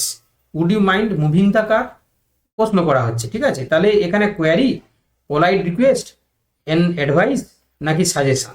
তাহলে আমার মনে হয় এটা হচ্ছে কি পোলাইটলি রিকোয়েস্ট করা হচ্ছে, তাই না? রিকোয়েস্ট করা হচ্ছে, তাই না? যে উড ইউ মাইন্ড দিয়ে কাউকে আমরা বিনম্র অনুরোধ জানানোর জন্য আমরা উড ইউ মাইন্ড কথাটাকে আমরা ব্যবহার করি। চলো, I cannot understand what is written here, choose the correct phrasal verb to replace the underline word in the above sentence. কি না, understand, hold on, give out, make out নাকি give away. তাহলে এই আন্ডারস্ট্যান্ডটাকে আমরা make out দিয়ে প্রকাশ করতে পারি, তার কারণ হচ্ছে আন্ডারস্ট্যান্ড বা বুঝতে পারা অর্থে আমরা মেক আউট বলতে পারি। ঠিক আছে, আচ্ছা। Rahim's doctor advised him to dash as a cure for his some throat. ঠিক আছে, তো এখানে বলেছে যে হিম টু তোমার হচ্ছে কি বাবল নাকি গার্গল নাকি গিজল নাকি হচ্ছে গার্গল। তো এটা হচ্ছে কি আমি আগেও করিয়েছিলাম, যারা আপার প্রাইমারি পড়তে তোমরা নিশ্চয়ই জানো, এটা অপশন বি হবে, গার্গল, GARGLE। ঠিক আছে, pick out the correct sentence. বলছে দেখো, Bhupen do not know the way, Bhupen do not know the way, Bhupen did not know the way, Bhupen does not know the way. তাহলে কারেক্ট সেন্টেন্স কোনটা হবে? এখানে আমি দেখতে পাচ্ছি যে কারেক্ট আছে Bhupen does not know the way হবে, তাই না? ডাজ নট হবে কেন? ভূপেন যেহেতু থার্ড পার্সন সিঙ্গুলার নাম্বার, তাহলে ভার্বের শেষে এস কিংবা ইয়েস বসবে। তাহলে ভূপেন ডু নট হবে না, ডাজ নট হবে, তাই না? তাহলে does not know the way, বুঝতে পেরেছো তো? তাহলে এখানে হচ্ছে কি আমরা অপশন ডি এরটা করবো। আচ্ছা, what is the time dash your watch, তাই না? তাহলে এখানে ইন বসবে নাকি বাই নাকি অন নাকি এট। তো দেখো, what is the time dash your watch, তাহলে এখানে হচ্ছে কি আমরা কি বসাবো? এখানে হচ্ছে কি এখানে বাই বসবে। ঠিক আছে, এটা ব্যতিক্রমী জিনিস, এটা বাই বসবে। ঘড়িতে কটা বাজে জিজ্ঞাসা করতে আমরা বাই বসাই, তাই না? বাই প্রিপোজিশনটাকে আমরা বসাই। তাহলে অপশন হচ্ছে B is the right answer. A group of elephants is called, যখন হচ্ছে কি একটা এলিফ্যান্টের যখন গ্রুপ থাকে তখন তাকে আমরা কি বলি, হার্ড, HERD। ঠিক আছে, option B is the right answer, HERD মানে হার্ড। চলো নেক্সট দেখো, I regret to inform you that above would be the beginning of the letter conveying। ঠিক আছে, I regret to inform you that, তাই না, এটা স্যাড নিউজ নাকি a denial নাকি এন অ্যাকসেপ্টেন্স নাকি এন এমার্জেন্সি। তো এটা হচ্ছে কি স্যাড নিউজ, তাই না, স্যাড নিউজের ক্ষেত্রে আমরা বসাই আর কি, যখন হচ্ছে কোনো দুঃখের খবর হয় তখন আমরা রিগ্রেট টু ইনফর্ম আমরা এই টার্মটাকে ব্যবহার করি। ঠিক আছে, চলো pick out the antonym of the word trivial. ট্রাইভিয়ালের হচ্ছে কি অ্যান্টোনিম কি হবে, দেখো ট্রাইভিয়াল মানে হচ্ছে কি তোমার তুচ্ছ বা সামান্য। তাহলে তুচ্ছ বা সামান্যকে যদি আমরা বলি তাহলে নিশ্চয় হচ্ছে কি ইনসিগনিফিকেন্ট হবে না, ফাস্ট হবে না, ফার্টাইল হবে না, ইম্পর্টেন্সটাই হবে। ঠিক আছে, তাহলে যেটা হচ্ছে কি তুচ্ছ সেটা ইম্পর্টেন্স, এটাই তার বিপরীত অর্থ হিসাবে আমরা ব্যবহার করতে পারি। চলো এবারে হচ্ছে কি দেখো আমরা ম্যাথামেটিক্সে চলে এসেছি। দেখো বলছে 500 টাকার উপর 40% ছাড়, আবার 500 টাকার উপর হচ্ছে 36% ছাড়, এবং 4% ছাড়ের পার্থক্য কত। তাহলে একটা 500 টাকার উপরে হচ্ছে তুমি হচ্ছে 40% ছাড় দিলে, আবার বলছে 500 টাকার উপরে হচ্ছে পরপর 36% আর 4% ছাড় দিলে, তাহলে তাদের মধ্যে পার্থক্যটা কত। চলো করো কি হবে।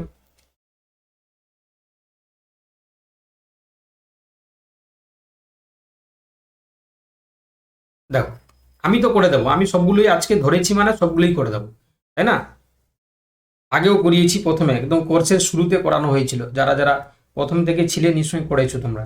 ঠিক আছে, সেনদিতা বলছে বি, বিভাস বলছে বি, তাই না, প্রত্যয় বলছে বি, শেফালি বি, শোভা বি, অনন্যা বি। দেখো তাহলে 500 টাকার উপর 40% ছাড় মানে যদি 500 টাকার উপর 40 টাকা ছাড় হয় তাহলে কত টাকা হয় বলে দেখি, 500 ইন্টু 40/100, তাহলে 0 0 কাটে, 0 0 কাটে, তাহলে 5 সালে 20, 200 টাকা। আর এখানে দেখো কোনো টাকার উপর পরপর দুটো ছাড় হলে আমি কি বলেছিলাম, এক্স প্লাস ওয়াই, তাই না, মাইনাস XY/100, এটা বসাতে বলেছিলাম।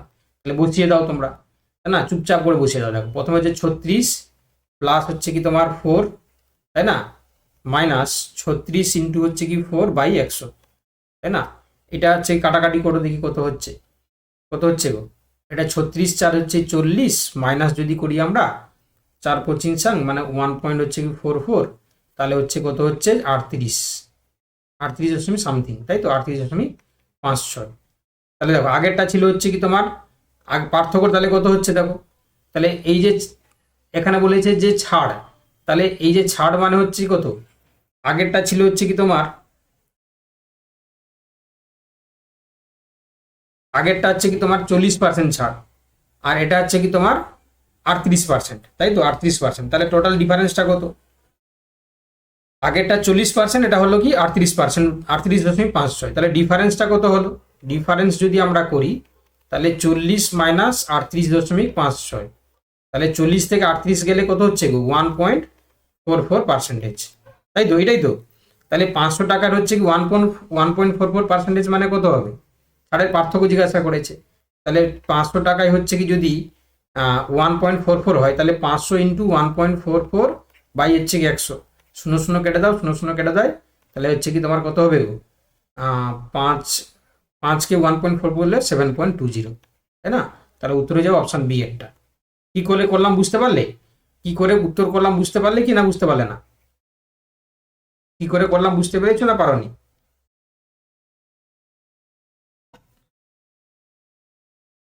দেখো তাহলে এটা করার দরকার ছিল না, প্রথমেরটা এটা করা দরকার ছিল না, আমি জাস্ট করে ফেলেছি এটা।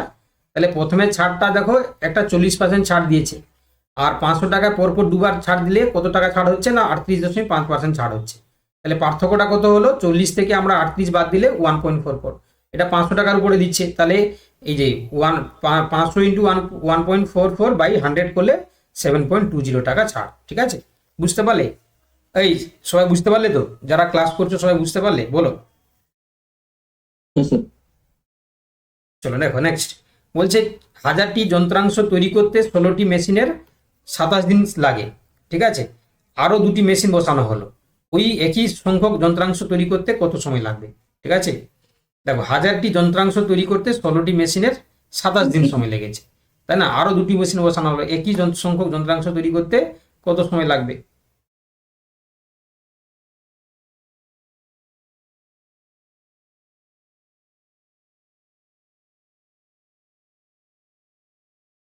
দেখো তাহলে 16টি মেশিনের সময় লাগছে কত? 27 দিন, তাই না?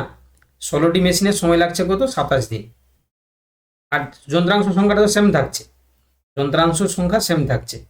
এবারে দেখো আরো দুটো হলো, মানে 18টি মেশিনের কত সময় লাগবে? তাহলে 16 বাই মানে 27 বাই হচ্ছে 27, আচ্ছা মানে একটির জন্য কত লাগবে? একটির জন্য হচ্ছে কি 27 বাই, দাঁড়াও দাঁড়াও,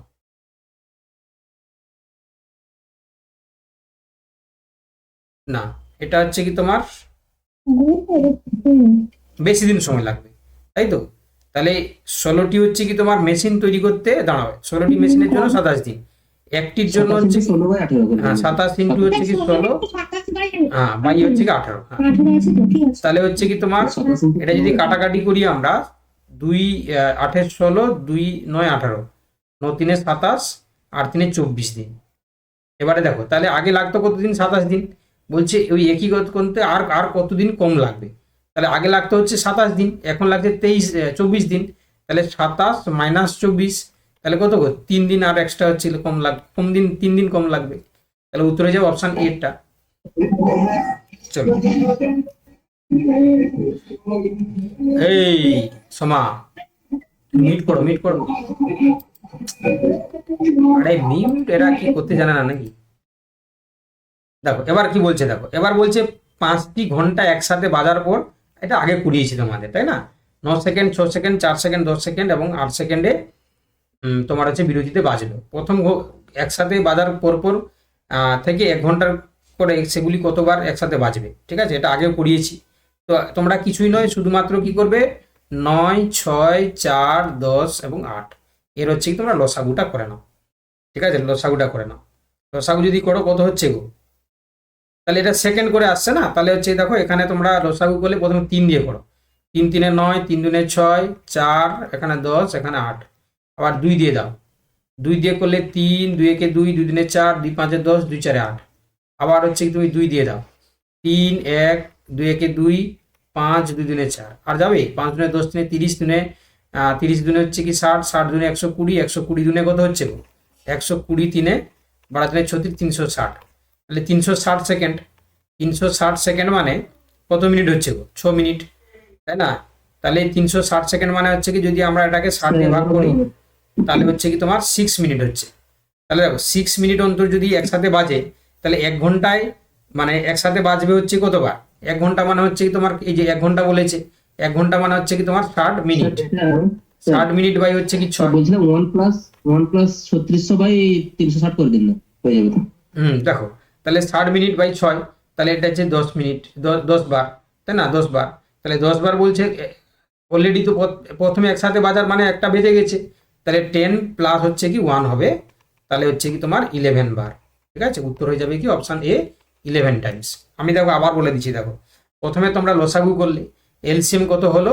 এলসিএম হলো 360, 360টা হচ্ছে কি তোমার সেকেন্ডে, কিন্তু কারণ এখানে সেকেন্ড দেওয়া আছে, তুমি সেকেন্ডটাকে মিনিট করে দেবে, কারণ এখানে বলেছে যেহেতু তোমার হচ্ছে কি ঘন্টা হিসাবে আছে এখানে পরে। তো মিনিট করলে আমরা কত পেলাম? 60 মিনিট। 6 বার হচ্ছে কি তোমার এই যে 6টা ঘন্টা, তাহলে এখানে 6 মিনিট, তাহলে এখানে কি করলে তুমি 10 বার পেলে, অলরেডি প্রথমবার বেজেছে, তাহলে 11 বার। চলো কোশ্চেন নাম্বার হচ্ছে কি দেখো 49 বলছে দেখো একটি অংশীদারি ব্যবসায় এ হচ্ছে কি 1200 টাকা 5 মাসের জন্য, বি হচ্ছে 750 টাকা 4 মাসের জন্য দেয়। যদি ওই ব্যবসায় 450 টাকা লাভ হয়, তাহলে এ আর বি এর প্রাপ্য লাভের অনুপাত কত? ঠিক আছে, খুব ভালো কোশ্চেন, আমি আগেও তোমাদেরকে মানে করিয়েছি আর কি, ঠিক আছে? আগেও করিয়েছি। দেখো তোমরা নিশ্চয়ই জানো যে মূলধনটা টাকার সাথে হচ্ছে কি সমান রেশিওতে হয়ে যায়। তাহলে একজন দিয়েছে, এ দিয়েছে 1200 টাকা 5 মাসের জন্য, আর একজন দিয়েছে কত? 750 টাকা 4 মাসের জন্য, গুণ করে দাও, তাহলে হচ্ছে 12 5 60, ঠিক আছে? আর এটা হচ্ছে কি তোমার 75 4 300, তাই না? তাহলে হচ্ছে কি 3000।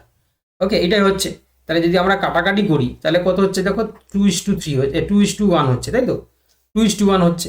তাহলে রেশিওটা কত হচ্ছে কি 2:1। তাহলে বলেছে যে যদি ওই ব্যবসায় 450 টাকা লাভ হয় তবে এ বি এর প্রাপ্য লাভের অনুপাত কত হবে, তাই না?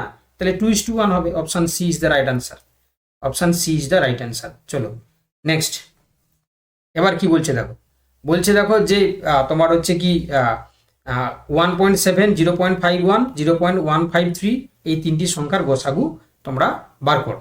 ঠিক আছে, গসাগু বার করো। তো তোমরা নিশ্চয়ই জানো যে যদি দশমিক সংখ্যাগুলোকে আমরা একসাথে আনতে গেলে, ঠিক আছে, সমমাত্রায় আনতে হয়, তাহলে সেক্ষেত্রে এদের লবগুলির আমরা কি করব, মানে এইগুলোকে করে দাও। 17 হচ্ছে কি 10, আর হচ্ছে কি তোমার 51/100, আর হচ্ছে কি তোমার 153/100, 3টে শূন্য, তাই তো, 3টে শূন্য। হ্যাঁ, এবারে দেখো তাহলে এই যে করলাম এদের লবগুলির হচ্ছে গোসাগু হবে, আর হরগুলির কি হবে, হরগুলির হচ্ছে কি তোমার একদম, তাহলে হরগুলির হচ্ছে কি হয়ে যাবে, লসাগু হয়ে যাবে, তাই না?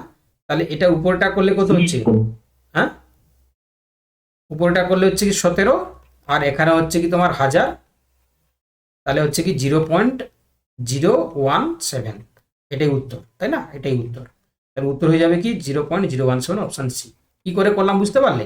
উপরের গুলো লসাগু 17 দিয়ে কাটছে লসাগু, আর গোসাগু, উপরের গুলো হচ্ছে কি বললাম গোসাগু, আর নিচেটা হচ্ছে লসাগু। ঠিক আছে, 1000 হচ্ছে, তাহলে এটা কি হবে 17/1000, মানে 0.07। সবাই বুঝতে পারলে? যদি বুঝতে পারে তাহলে সিসি বলে লিখো। সিসি মানে ক্রিস্টাল ক্লিয়ার, সিসি বলে লিখো। সিসি মানে ক্রিস্টাল ক্লিয়ার। চলো নেক্সট। এবার বলছে দেখো, বলছে যে 14 জন লোক 12 দিনে একটি টিউবওয়েলের বসাতে পারে। যদি 4 দিনে টিউবওয়েলটিতে বসাতে হয় তবে অতিরিক্ত আর কতজন সময় লাগবে? তো এটা তোমরা নিশ্চয়ই জানো, সূত্র সমেত যদি আমরা করি তাহলে হচ্ছে কি তোমরা ভালো করতে পারবে, তাই না?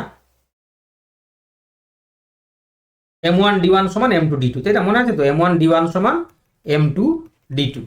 দেখো তাহলে এখানে দেখো 14 জন লোক 12 দিনে করতে পারে, তাহলে আরো যদি 4 দিনে টিউবওয়েল বসাতে হয়, তাই না, 4 দিনে বসাতে হয়, তাহলে এখানে তুমি M2 জানো না, তাহলে এখানে 4 বসিয়ে দাও। তাহলে কি হবে, এখানে 4 দিয়ে ভাগ চলে যাবে, তাহলে যে 4 3 12, আর কি হবে একদম, তাহলে একদম, তাহলে আরো কত লোক বলেছে, তাহলে এখানে কত হচ্ছে গো, 4 3 12, 4 3 12, 2 হাতে 1, 4 42। তাহলে এখানে হচ্ছে কি তোমার কত লোক, না কি একটু ভুল হয়ে গেল মনে হয়, দাঁড়াও দাঁড়াও, স্যার বি উত্তর হচ্ছে কিনা দেখুন। দাঁড়া দাঁড়া দাঁড়া 14 × 12 বাই হচ্ছে কি তোমার কত হবে গো, স্যার ওটা 4 নয়, ও 8, সরি সরি, ওটা 8 হবে, 4। তো এটা তো আমাকে বললেই তো হয়, এটা 8 হবে, আমি ভুলে বসিয়ে দিয়েছি আর কি। তাহলে দেখো 4 4 2 8, 4 3 12, তাই না? আর এটা হচ্ছে 2 7 14, তাহলে 7 3 21। তাহলে দেখো আগে ছিল যে 14 জন, আবার এখন 21 জন, অতিরিক্ত কত লাগবে, 21 - 14, তাহলে কত হবে 7 জন, 7 জন হবে। তাহলে উত্তর হবে অপশন বি একটা। ওকে, দেখো আমার মতন তোমরা আবার পরীক্ষায় ভুল করে ফেলবে না। দেখতে পাচ্ছ এখানে 8 আছে, আর আমি এখানে ভুলে হচ্ছে 4 লিখে ফেলেছি। কেন বলো দেখি? এটা হয়েছে ওই বাংলা লিখার জন্য আর কি, ঠিক আছে, ওই তাওড়াতে, এরকম হয়ে যায় অনেক সময়। হ্যাঁ ঠিক আছে, এটা একটু খেয়াল করবে, নয়তো আমার মতন তোমরা পরীক্ষাতে ভুল করে ফেলবে। চলো দেখো, এবার বলছে একটি দ্রব্যের উপর পরপর হচ্ছে কি 10%, 20% এবং 30% সমতুল্য ছাড় কত হবে? ঠিক আছে, তাহলে একটু আগে তোমাদেরকে শিখালাম, তাই না? তাহলে এটাতে ক্ষেত্রে তোমরা কি করবে, এটার ক্ষেত্রে 100 মাইনাস কি করবে দেখো 100 ইন্টু, প্রথমে করবে হচ্ছে কি তোমার 90/100, ঠিক আছে, পরেরটা দেখো 20% মানে 80/100 ইন্টু 30% মানে 70/100, এটা করবে। ঠিক আছে, দেখো তাহলে এটা কত হচ্ছে দেখো 100 মাইনাস, এটা 0 0 কেটে দাও, তাই না? এটা হচ্ছে কি তোমার 90, এটা হচ্ছে দেখো 0 0 করে কেটে দাও, তাহলে কত হচ্ছে 8 × 7 বাই হচ্ছে কি তোমার 100, আর এখানে দেখো 0 0 কেটে দাও 90, তাহলে কত হচ্ছে গো? তাহলে তোমার হচ্ছে কি 90, 100 মাইনাস এটা কত হচ্ছে গো, এটা হচ্ছে কি তোমার 9 কি হলো গো,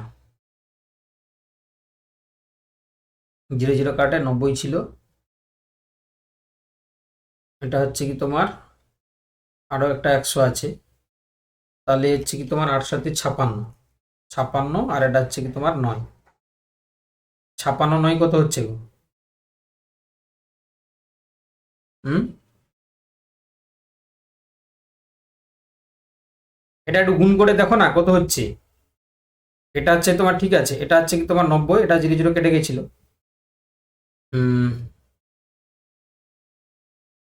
504, তাই তো, 504 বাই হচ্ছে কি 10 আছে, তাহলে কত হচ্ছে তোমার 100 মাইনাস হচ্ছে কি তোমার 50.4, তাহলে 100 থেকে 50.4 গেলে কত হচ্ছে 49.6, তাই না? এটাই হচ্ছে উত্তর, অপশান বি হয়েছে, অপশান বি। চলো নেক্সট কোশ্চান। এবার বলছে দেখো একটি দ্রব্যের ক্রয় মূল্য 620 টাকা, এটা ধার্য মূল্যের থেকে 25% কম, দ্রব্যটি যদি 15% ছাড়ে বিক্রি করা হয় তবে শতকরা কত লাভ হবে? ঠিক আছে, কি বলেছে, একটি দ্রব্যের ক্রয় মূল্য হচ্ছে 620 টাকা, খুব ভালো কথা। ঠিক আছে, তারপরে কি বলেছে, এটি ধার্য মূল্যের থেকে 25% কম। ওকে, তাহলে যদি দ্রব্যটি 15% ছাড়ে বিক্রি করা হয়, দেখো এই ধরনের অঙ্ক কিন্তু আমি আগেও করিয়েছি, কিনা বলো? হুম, কি হবে বলো?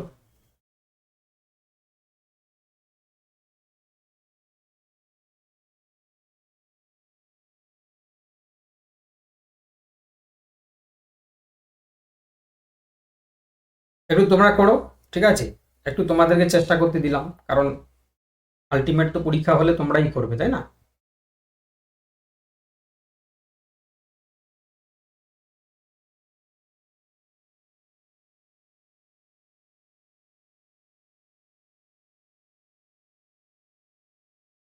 দেখো এটা সূত্র তো বসাতে বলেছিলাম, তাই না? যে দেখো, যে একটা দেখতে পাচ্ছ যে আমরা ধরি যদি এখানে ক্রয় মূল্যের হচ্ছে কি তোমার ধার্য মূল্যের থেকে 25%, তাহলে ধার্য মূল্য ধরে নাও, ধার্য মূল্য ধরে নাও, ঠিক আছে, ধার্য মূল্য এটা তুমি এক্স টাকা ধরে নাও। এবারে সেখান থেকে বলেছে 25% ছাড়, তাই না? তাহলে সিপি তাহলে তখন কত হবে বলো দেখি, সিপি সমান মানে কস্ট প্রাইস সমান এক্স মাইনাস এই যে 0.25, 25% মানে এক্স, তাহলে এটা কত হচ্ছে দেখো 0.75x। এবারে দেখো তাহলে এখানে সিপি বলে দিয়েছে 620 টাকা, তাহলে আমরা ধরতে পারি না যে 0. হচ্ছে কি তোমার 75, এক্স সমান হচ্ছে কি 620। এবারে দেখো তাহলে এক্স সমান কত হবে, এটাকে হচ্ছে কি 620 বাই হচ্ছে কি 0.75 দিয়ে ভাগ হয়ে যাবে, তাহলে এটা কাটাকাটি করলে কত হচ্ছে গো, এটা কাটাকাটি করলে কত হচ্ছে, ওই দেখো 2480 বাই হচ্ছে কি তোমার 3 কাছাকাছি চলে আসবে। এবারে ভালো করে দেখো, এবারে হচ্ছে কি যদি আমরা দেখি যে বিক্রয় মূল্যের উপরে হচ্ছে কি দেখো, যদি দ্রব্যটি 15% ছাড়ে বিক্রি করা হয় তাহলে শতকরা লাভ কত হবে, তাই না? তাহলে এখানে আমরা কি করব, এখানে আমরা যেটা করব সেটা হচ্ছে কি দেখো বিক্রয় মূল্যের উপর লাভ বলেছে, তাই না, বিক্রয় মূল্যের উপর লাভ। তাহলে সেক্ষেত্রে আমরা যেটা করব সেটা হচ্ছে কি এসপি সমান এমপি মাইনাস 0.15 ইন্টু হচ্ছে কি এমপি। তাহলে এটা করলে যদি আমরা দেখি তাহলে এসপি এখান থেকে কত দাঁড়াবে না, এই যে 2480 বাই 3 মাইনাস 0.15 ইন্টু এই যে 2480 বাই 3, এটা দেখবে করলে তোমরা দেখতে পাবে যে কাছাকাছি হচ্ছে কি 124 ইন্টু 85 বাই 15 হয়ে যাচ্ছে। এবারে প্রফিটটা তাহলে কত হবে, প্রফিটটা হচ্ছে কি তোমরা জানো যে সোল্ড প্রাইস মাইনাস হচ্ছে কি কোস্ট প্রাইস, এটা করলে হচ্ছে দেখো যে 2108 বাই 3 মাইনাস হচ্ছে কি 620, এটা করলে হচ্ছে কি তোমার অ্যাপ্রক্স আসবে কত 13.13%। ঠিক আছে, ক্যালকুলেশনগুলো করে নেবে।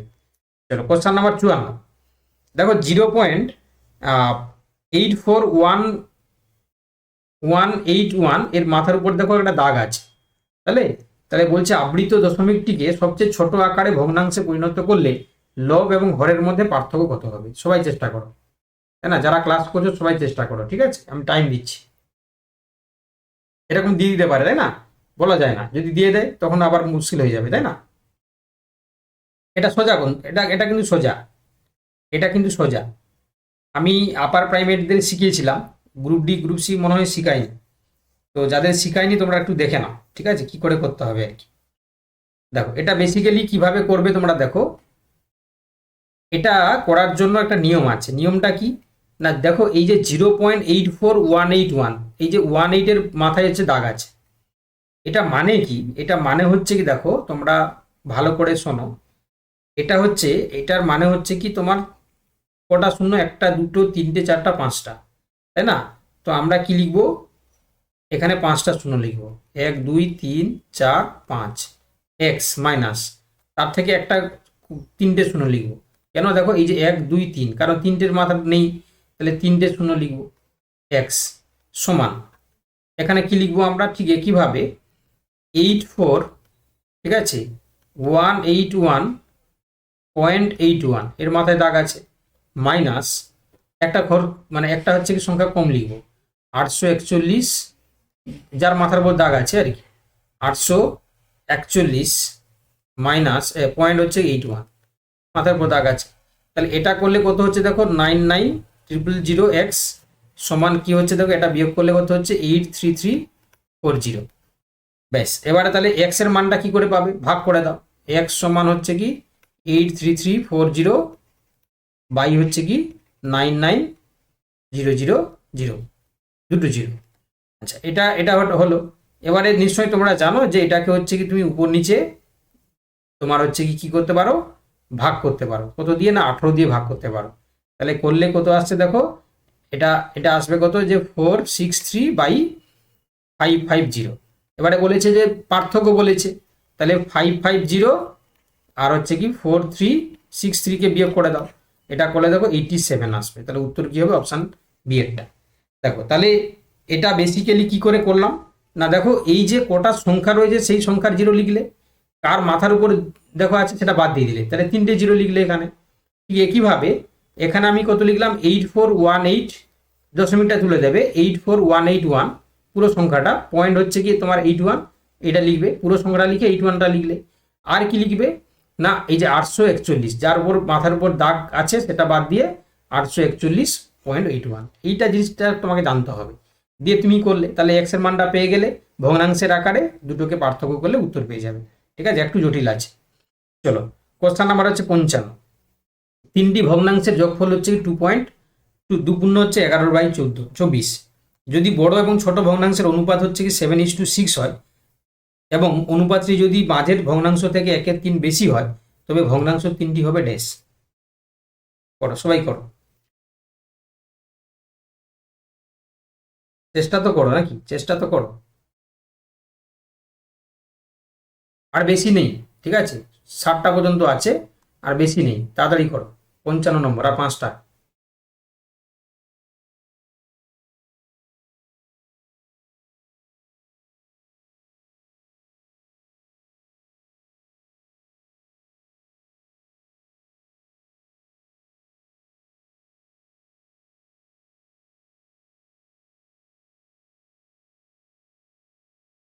সবাই একটু ট্রাই করো, তাই না? পরীক্ষার তো পরশু দিন, একটু ট্রাই করো। একটু সময় দিচ্ছি আমি, হ্যাঁ, অঙ্কের জন্য একটু সময় দিচ্ছি, করো।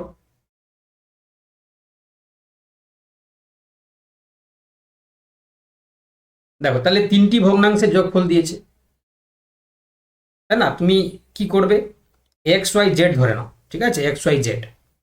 এবারে তাহলে সেক্ষেত্রে দেখো, সাম অফ দ্য থ্রি ফ্র্যাকশনস কত দিয়েছে না, 2.11, 11 বাই তোমার হচ্ছে কি 24। তাহলে এটাকে করলে কত হচ্ছে, 12 দুনে 24 দুনে হচ্ছে কি 48, 11 হচ্ছে কি 49, তাহলে হচ্ছে কি 49/24 হয়েছে।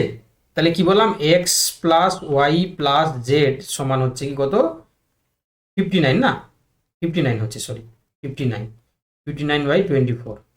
আচ্ছা, এবার দেখো বলছে যে, ভালো করে শোনো, এবার বলছে যে বড় এবং ছোট ভগ্নাংশের অনুপাত হচ্ছে কি 7:6, ঠিক আছে, বড় এবং ছোট। তাহলে এখানে বড়টা হচ্ছে কি জেড, আর ছোটটা হচ্ছে এক্স, তাদের অনুপাত বলেছে 7/6। তাহলে এখান থেকে এক্স সমান আমরা বার করতে পারি 7/6Z, তাই তো, 7/6Z। তাহলে এই মানটাকে যদি তুমি এখানে বসিয়ে দাও, তাহলে আমরা পাবো কি না পাবো না বলো, তাই না? তাহলে সেক্ষেত্রে এটা পেলাম আমরা। এবার বলছে তার রেশিও 7:6, যেটা এবং অনুপাত যদি মাঝের ভগ্নাংশের চেয়ে 1/3 বেশি হয়, মাঝের ভগ্নাংশের থেকে 1/3 বেশি হয়, তাহলে আমরা বলতে পারি যে, কি বলতে পারি না, এই যে 7/6 মাইনাস ওয়াই, ঠিক আছে, সমান 1/3, তাই না? এটা বলতে পারি আমরা। তাহলে এখান থেকে আমরা কি করতে পারি, ওয়াই এর মানটাকে বার করতে পারি। তাহলে ওয়াই সমান কত হবে, ওয়াই সমান হচ্ছে কি ওয়াই সমান হচ্ছে 7/6 মাইনাস 1/3, তাহলে 5/6 হবে। তাহলে ওয়াই সমান 5/6। তাহলে এক্স সমান কত হবে, এক্স সমান হচ্ছে কি তোমার এখানে মানগুলো বসিয়ে দাও।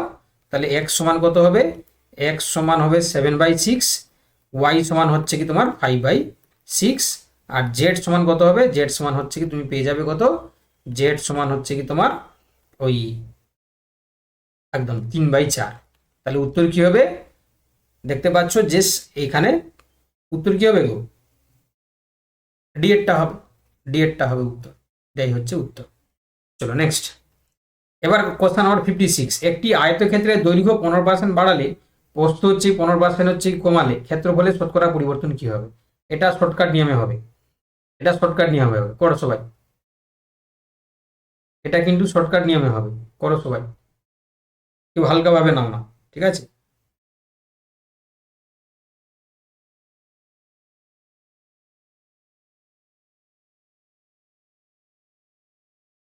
এটা শর্টকাট নিয়মটা কি জানো তো, এক্স স্কোয়ার বাই হচ্ছে কি তোমার 100%, ঠিক আছে। তাহলে মানটা বসিয়ে দাও, 15% বাড়ালে 15% হচ্ছে ডিক্রিজ করলে, তাহলে হচ্ছে কি তোমার কি হবে, 15 বাই হচ্ছে কি 15 স্কোয়ার বাই 100, আবার এটা পার্সেন্টেজ, আবার 15% কমালো, তাই না। তাহলে এটা হচ্ছে কি কতটা হচ্ছে কি পার্সেন্টেজ তোমার কি হচ্ছে দেখো, ডিক্রিজ করছে না, 15% বাড়িয়ে আর 15% কমালো, তাই তো। হ্যাঁ এটাও করতে পারো, ঠিকই বলেছো, সেটাও করতে পারো, এটা না বসিয়ে তোমরা ডাইরেক্ট ওটাও করতে পারো। কি বলেছিলাম, 15 মাইনাস 15 মাইনাস হচ্ছে কি তোমার 15 ইন্টু 15/100, এটাও করতে পারো, তাই তো। চলো এটাও করতে পারো, এটা ইজি হবে, হ্যাঁ ঠিকই বলেছো, এটা হচ্ছে ইজি হবে। তাহলে এক্ষেত্রে আমরা কি করব, এটা -15 হবে না, এটা -15 হবে। তাহলে এটা কত হচ্ছে দেখো,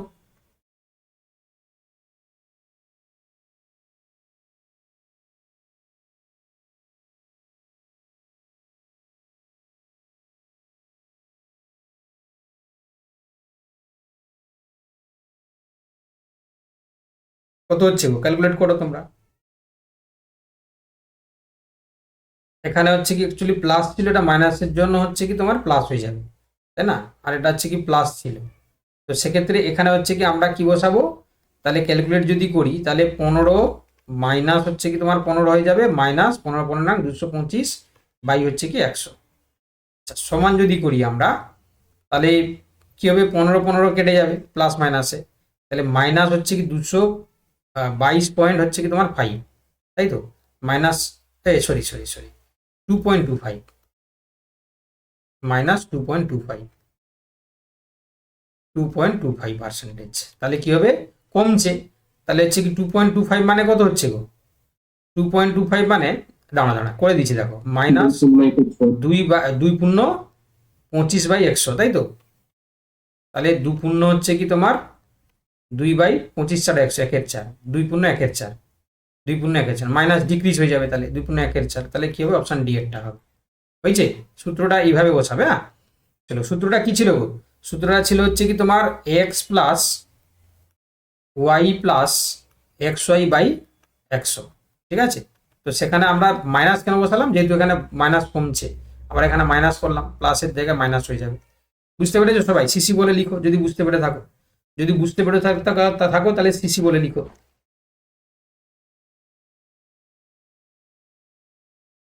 চলো কোশ্চেন নাম্বার 57, বলছে একটি 70 মিটার লম্বা একটি ট্রেন 70 মিটার লম্বা একটি ট্রেন ঘন্টায় 75 কিমি বেগে 105 মিটার লম্বা একটি ব্রিজ পার হতে কত সময় লাগবে, ঠিক আছে। সবাই করো।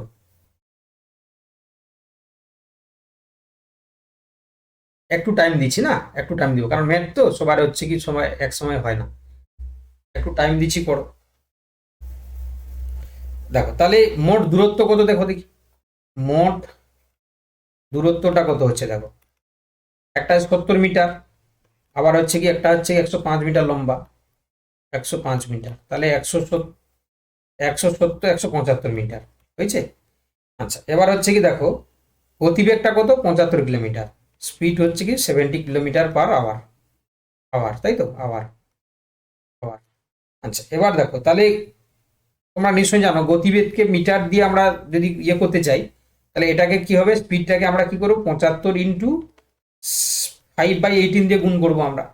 তাহলে এটা করলে হচ্ছে কত হচ্ছে 125 বাই তোমার হচ্ছে কি 6, এটা হয়ে যাবে কি মিটার পার সেকেন্ড হয়ে যাবে, এটা মিটার পার সেকেন্ড হয়ে যাবে। চলো এবার দেখো, এবার হচ্ছে কি বলেছে যে এই যে না এটা কত হচ্ছে গো 125/6, হ্যাঁ। এবার বলেছে দেখো সময় কত লাগবে। এবারে তোমরা নিশ্চয়ই হচ্ছে কি সবাই জানো যে টি সমান টাইম সমান হচ্ছে কি ডিস্টেন্স বাই স্পিড, তাই তো, টি সমান ডি/এস। তাহলে এখানে সময় দিয়েছে, তাহলে বসিয়ে দাও তোমরা। একটা ডিস্টেন্স আছে কত 175, আর এটা বাই করলে 6টার উপরে চলে যাবে, আর এই যে 125টা নিচে চলে আসবে। কাটাকাটি করে দাও, কাটাকাটি করলে কত হচ্ছে 42/2, তাই না, 42/5, তাহলে 8 পূর্ণ হচ্ছে কত হবে 2/5, 8 পূর্ণ 2/5, ঠিক আছে, এটা হচ্ছে উত্তর হবে। বুঝতে পারলে সবাই, বুঝতে পারলে? তাহলে আগে হচ্ছে কি আমি দূরত্বটা বার করে নিলাম, তারপরে আমি হচ্ছে কি দেখো এই যে স্পিড যেটা বলেছে 75 কিলোমিটার পার তোমার আওয়ার দিয়েছে, যেহেতু সেকেন্ডে আছে সেই জন্য আমি 5/18 দিয়ে গুণ করে এই যে 125/6 মিটার পার সেকেন্ড বার করে নিলাম। তারপরে সূত্রতে বসিয়ে দিলাম, সূত্রটা কি টাইম সমান ডিস্টেন্স বাই স্পিড, এখানে ডিস্টেন্সটা বসিয়ে দিয়েছি 175, বাই করে দিলে উত্তরটা আমরা পেয়ে গেলাম। চলো এবার দেখো বলেছে যে কোনো ক্ষুদ্রতম সংখ্যাকে 5, 6, 7, 8, 9 দ্বারা ভাগ করলে যথাক্রমে 4, 5, 6, 7, 8 ভাগশেষ থাকবে। এটা মানে কি বলবো আর কি, এটা হচ্ছে কি আমরা সেই যে মানে মানধাতার আমল থেকে করে আসছি এই একই নিয়ম, এটা কিন্তু দেয় পরীক্ষায় আর কি, ঠিক আছে। তো চলো সবাই করো, তাহলে ডিফারেন্স গুলো করে নাও। একটা হচ্ছে কি তোমার 6 - 4, 5 - 4, তাহলে হচ্ছে কত হচ্ছে 1। আবার 6 থেকে 5 গেলে দেখো 6 থেকে 5 গেলে এটাও 1। 7 থেকে হচ্ছে কি 6 গেলে, 7 থেকে 6 গেলে এটাও 1। 8 থেকে 7 গেলে কত হচ্ছে দেখো এটাও 1। 9 থেকে 8 গেলে কত হচ্ছে দেখো এটাও 1। তাহলে প্রত্যেক ক্ষেত্রে ডিফারেন্সটা কি হচ্ছে দেখো, কমন ডিফারেন্স হচ্ছে 1। কমন ডিফারেন্স কত হচ্ছে দেখো 1। এবারে ভালো করে শোনো, এবারে হচ্ছে কি বলেছে যে এবারে আমরা কি করব না, এই যে 5টা সংখ্যা বলেছে এদের এলসিএমটা বার করব, ঠিক আছে। এদের কি করব আমরা এলসিএমটা বার করব। এলসিএমটা যদি আমরা বার করি, ঠিক আছে, তাহলে কি পাচ্ছি আমরা এলসিএমটা, তাহলে এলসিএমটা বার করলেও দেখো এই যে 5, 6, 7, 8, 9 এর এলসিএমটা কত হচ্ছে দেখো, এলসিএমটা হচ্ছে কি 2520 সংখ্যাটা হচ্ছে, তাই না। এবারে নাম্বারটা কত বলছে দেখো, নাম্বারটা তোমার কি হবে এই যে এলসিএম, ঠিক আছে, এলসিএমটার সাথে কি করবে কমন ফ্যাক্টরটাকে মাইনাস করে দেবে। নাম্বার সমান এলসিএম -1 মানে কে আর কি। তাহলে এলসিএমটা কত আছে 2520 -1, তাহলে করলে কত হবে 2519। তাহলে 2519 is the right answer, option A.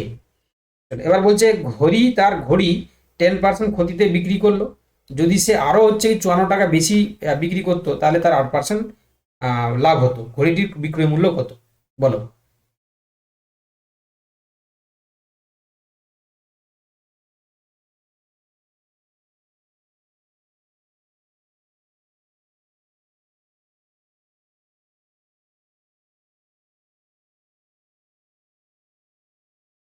বলো বলো।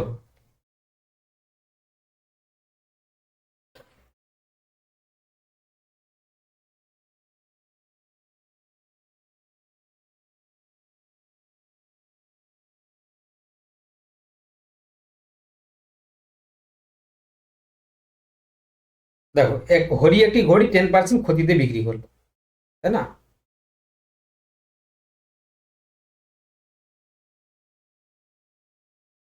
বলছে সে আরো 54 টাকা বেশি বিক্রি করতো তাহলে সে 8% লাভ করতো, তাই না।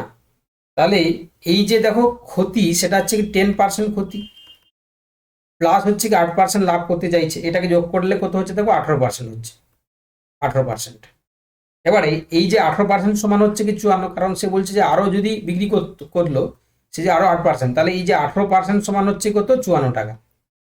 এটা শর্টকাটে করে দিচ্ছি, বড়টাও করে দেবো, ঠিক আছে। তাহলে 1% মানে কত হবে 18 থেকে 3 টাকা হবে, 54কে ভাগ করে দিলে 3 টাকা। এবারে দেখো তাহলে বলছে যে ঘড়িটি বিক্রয় মূল্য, তাহলে যদি 10% ক্ষতিতে বিক্রি করছে সে, তাহলে 90% হচ্ছে কি দামে সে বিক্রি করছে, তাই না? ক্রয় মূল্যে 90%, 10% ক্ষতিতে যেহেতু বলেছে, তাহলে 90 ইন্টু হচ্ছে কি যদি 3 করি আমরা, তাহলে 270 টাকা। এটা শর্টকাট হলো।